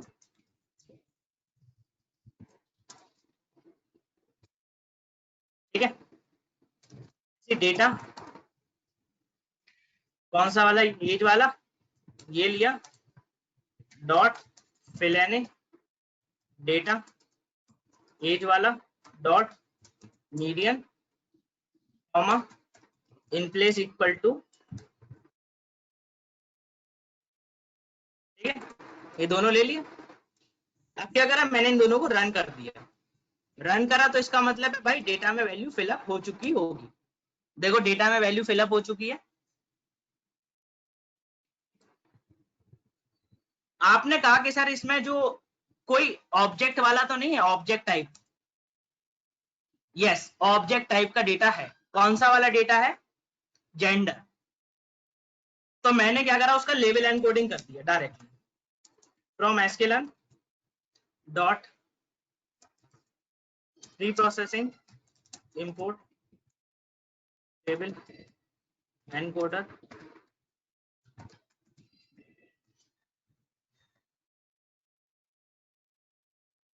इसके अंदर क्या है, जेंडर इक्वल टू एली डॉट ट्रांसफॉर्म डेटा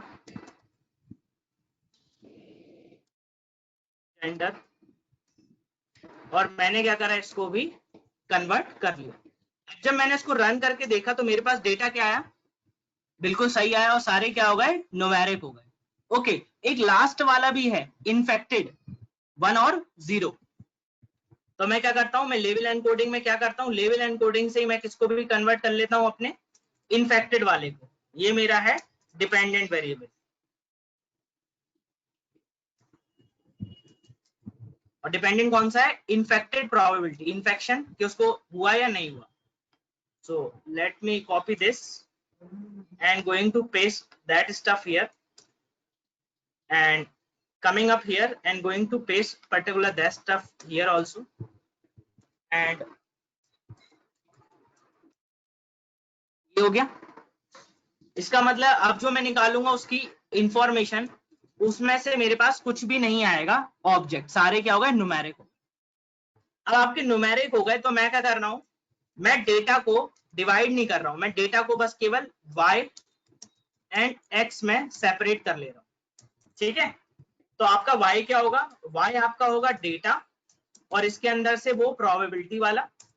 x क्या रहेगा, डेटा डॉट ड्रॉप, इसके अंदर कौन सा वाला, ये comma x is equal to, क्योंकि आपको y क्या है, किसी बंदे को इन्फेक्शन हुआ या नहीं हुआ, और x में वो सारे वेरिएबल जो इन्फेक्शन होने के लिए रिस्पॉन्सिबल है। तो आई से रन इट। अब मैं डेटा को क्या कर रहा हूं, अब मैं डेटा को स्प्लिट नहीं कर रहा हूं। ठीक है, सो आई एम डायरेक्टली इंप्लीमेंटिंग और चूजिंग अ मॉडल। अब मैं क्या कर रहा हूं, डायरेक्ट मॉडल अप्लाई कर रहा हूं। तो आप जानते हैं मॉडल मैंने लॉजिस्टिक के ऊपर बना रखा था, तो क्या करता हूं, मैं इसी को ले ले रहा हूं, ये रहा मेरा मॉडल, कंट्रोल सी, ये मैंने क्या लिया, मॉडल लिया, ये मॉडल हो गया। मॉडल मैंने क्या करा, रन कर दिया। ठीक है, अब मॉडल को क्या करा है, ट्रेन कराया। तो मैंने ट्रेनिंग कराई, ट्रेन किस पे करा है, वो पूरे डेटा पे, x, y पूरे डेटा पे ट्रेनिंग करा दी। अब आप कहोगे सर आपने पूरे डेटा पे ट्रेनिंग करवा दी, टेस्टिंग तो करवाई नहीं, टेस्टिंग के लिए तो कोई डेटा है नहीं। भाई टेस्टिंग तो आप दोगे ना डेटा, टेस्टिंग के लिए डेटा कौन देगा, यूजर देगा। तो यूजर कैसे देगा टेस्टिंग के लिए, कुछ इस तरह से देगा। तो जैसे पहले मैंने मॉडल को ट्रेन करा दिया, अब मॉडल से मेरे को वैल्यू चाहिए प्रेडिक्शन वाली। ठीक है, तो मैंने क्या बनाया, मैंने यहाँ पे लिखा व्हाइल ट्रू, व्हाइल हमेशा ट्रू रखा, क्योंकि अब मैं क्या बनाने वाला हूं, एक user defined console base input and output system बनाने वाला हूं। तो मैंने यहाँ पे क्या लिखा, यहाँ पे लिखा प्रिंट कोरोना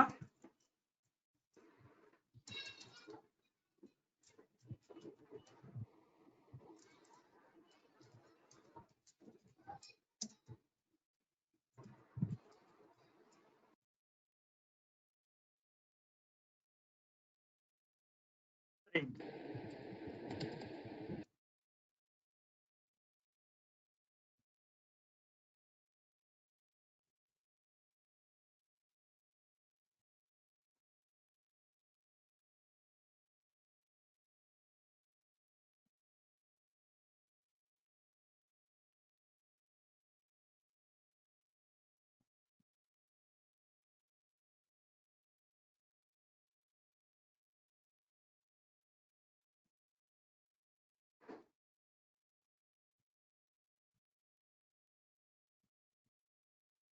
ठीक है, ये कंडीशन आ गई। अब ये कंडीशन आ चुकी है और आपको अगर डेटा को सेव भी कराना है तो आप इसको डेटाबेस से भी कनेक्ट कर सकते थे, बट वो हमारा पार्ट नहीं है। हमें टेस्टिंग कराना है तो हम एक काम करते हैं, यहाँ पे हम CS ले लेते हैं, int input enter choice as mention above. ठीक है,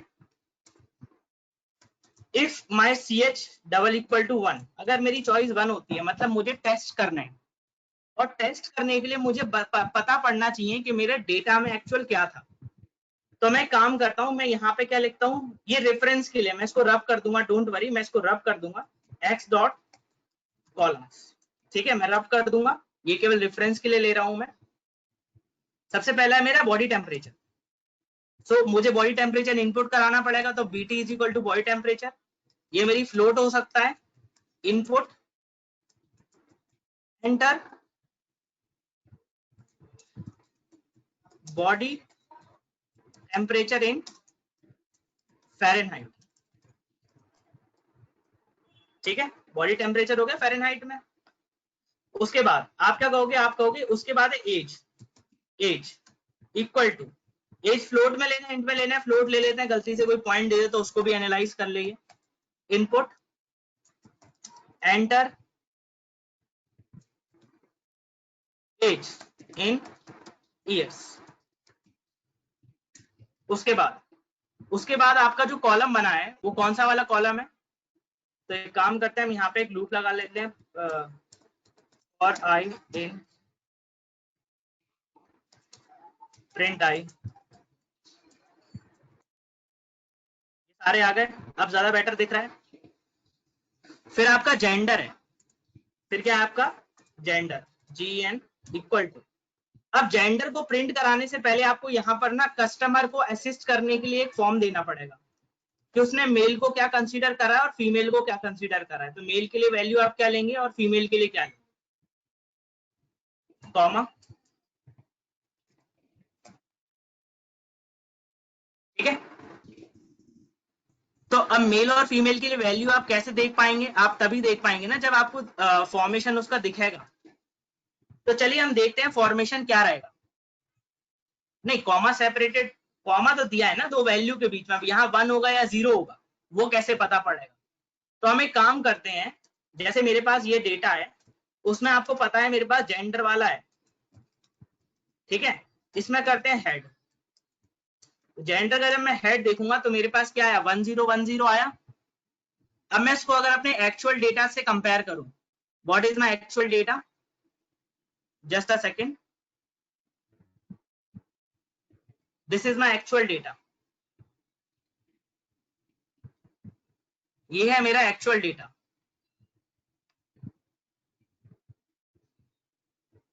और एक्चुअल डेटा में देखा तो सबसे पहला वाला जो कॉलम है वो कौन सा वाला बंदे का है, मेल है, फिर फीमेल है। अब स्पाइडर में आया, पहले वाला मेल है, तो मेल को उसने क्या कंसीडर करा है, 1। ठीक है, तो मेल यहाँ पर उसने क्या कंसीडर करा है, 1, तो मेल को मैं दे दूंगा 1, फीमेल को क्या दे दूंगा, 0। ठीक है, I will send corona data set, आज मैं सेंड कर दूंगा। ठीक है, डोंट वरी। अब जेंडर लिया तो आप इसमें क्या लेंगे, इंटीजर, और इंटीजर में क्या लेंगे आप, input enter choice as given above for gender. भाई जेंडर की आप ऊपर से चॉइस लेंगे, और यहाँ पे क्या लिखूंगा, प्रिंट, ये क्या है, चॉइस फॉर जेंडर। ठीक है, ये जेंडर के लिए चॉइस, तो ये हो गया मेरा जेंडर की चॉइस हो गई, ये बन गया मेरा।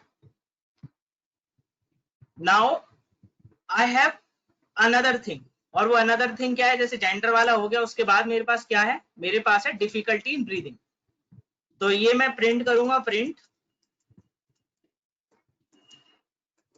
Choice for entry. Choice for entry में मेरे पास क्या रहेगी, यहां पे रहेगी ब्रीदिंग इशू और 0, और ब्रीदिंग इशू है तो 1, और नो इशू, कोई नहीं है इशू में, नो इशू आपका रहेगा 0। मतलब ब्रीदिंग में कोई इशू नहीं है तो 1, बाकी में इशू है तो 0।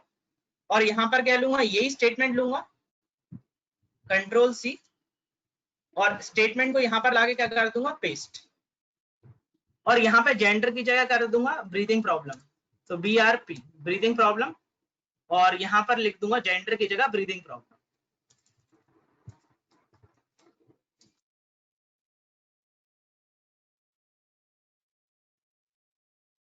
ये आपका हो गया एक और इनपुट।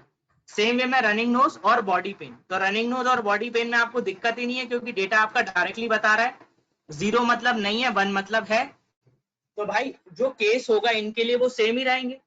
तो ये क्या करा, मैंने इस पार्ट को कर लिया कॉपी, एक है रनिंग नोज के लिए, एक है बॉडी टेम्परेचर, वो बॉडी पेन के लिए, तो मैं उसको लिखता था रनिंग नोज RN, ये रनिंग नोज, ये नोज के साथ इशू है, नो इशू, और यहां पर क्या कर देता हूं, यहां पर रनिंग नोज कर देता हूं,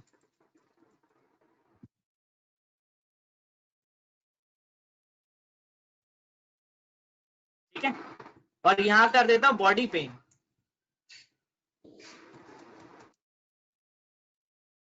और यहां पे कर देता हूं बॉडी पेन का इशू,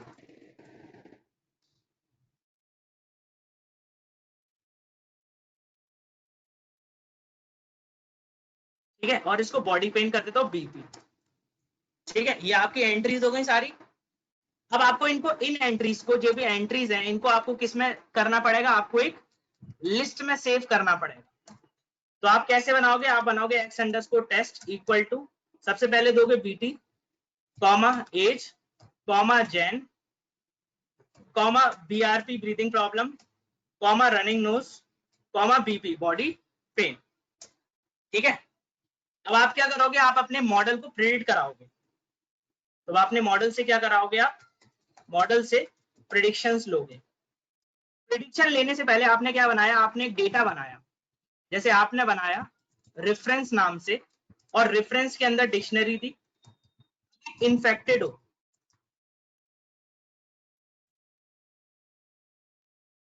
मतलब अगर वो 1 हो तो वो क्या लो,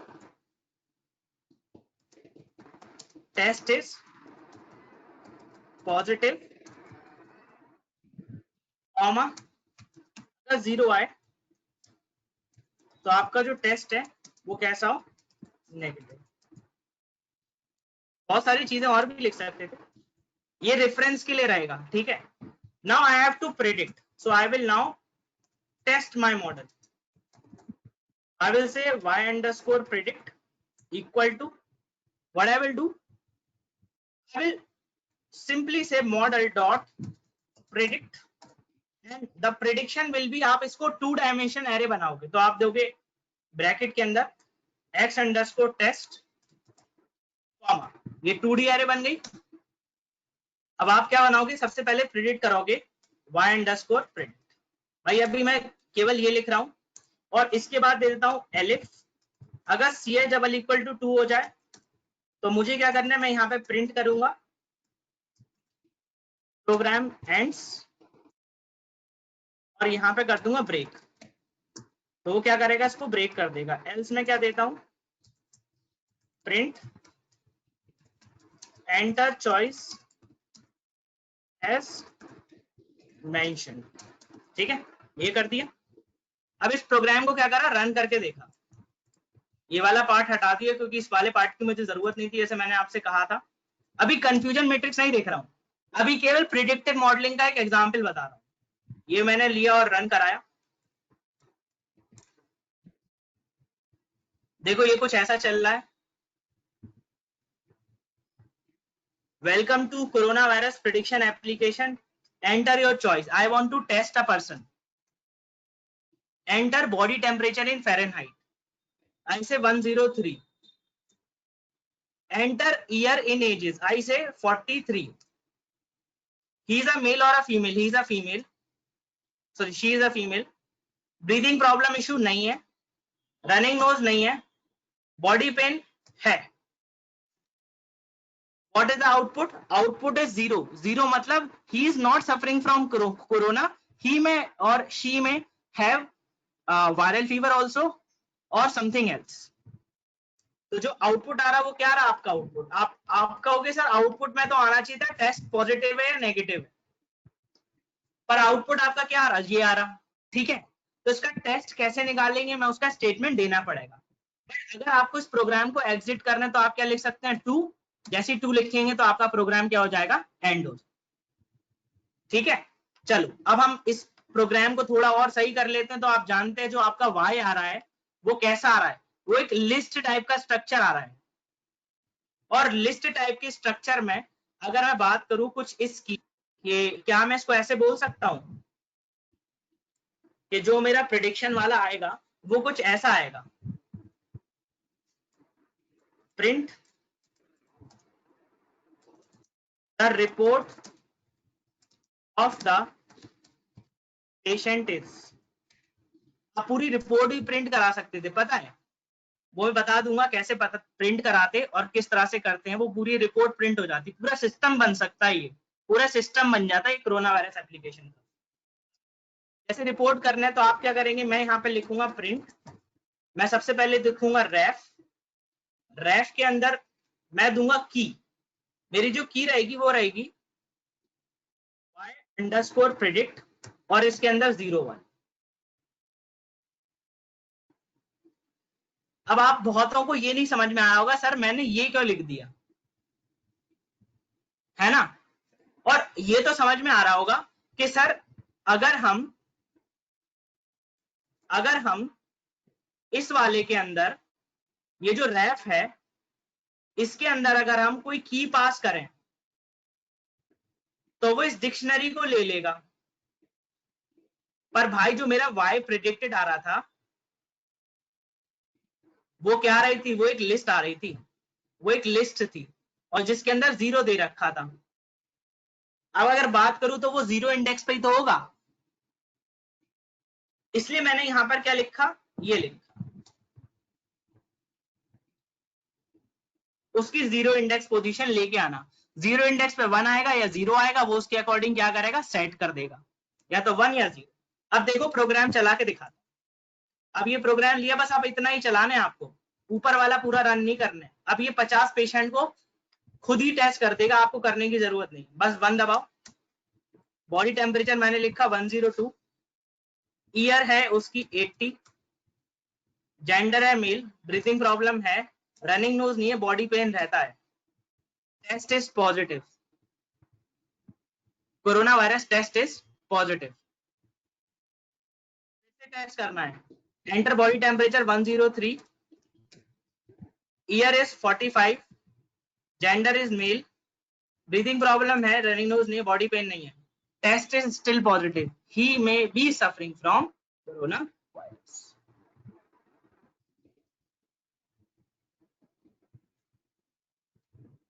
अब बुखार के सिम्टम्स, नॉर्मल फीवर 101, भाई 101 से ऊपर नहीं आता फीवर में, 845, जेंडर फीमेल, ब्रीथिंग प्रॉब्लम नहीं है, रनिंग नोज है, बॉडी पेन नहीं है, टेस्ट इज नेगेटिव, भाई वायरल फीवर हो सकता है आपको, कोरोना नहीं। तो इस तरह की एप्लीकेशन भी हमारी क्या बनती है, कौन से केस में, जब प्रेडिक्टिव मॉडलिंग करते हैं।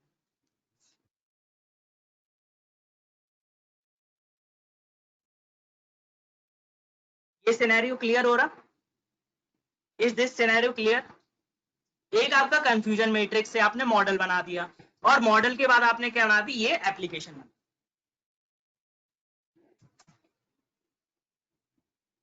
This point is clear? ठीक है, तो आज हम इतना रखते हैं। कल हम क्या पढ़ेंगे? कल हम पढ़ेंगे इसमें, इस वाले पार्ट में कल हम क्या पढ़ेंगे? कल हम इस एप्लीकेशन को GUI पे डिप्लॉय करेंगे। उसके साथ हम क्या पढ़ेंगे? हम पढ़ेंगे ROC कर्व, और उसके साथ हम क्या पढ़ेंगे? थ्रेशोल्ड वैल्यू सेट करना।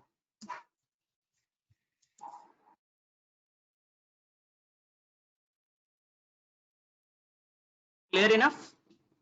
ये कोड मैं शेयर कर दूंगा आपके साथ, ठीक है, by 12:30 it will be there. Titanic model ये है ना, टाइटैनिक मॉडल में जैक है ना, जैक आप इसी तरह से प्रिंट करा लोगे।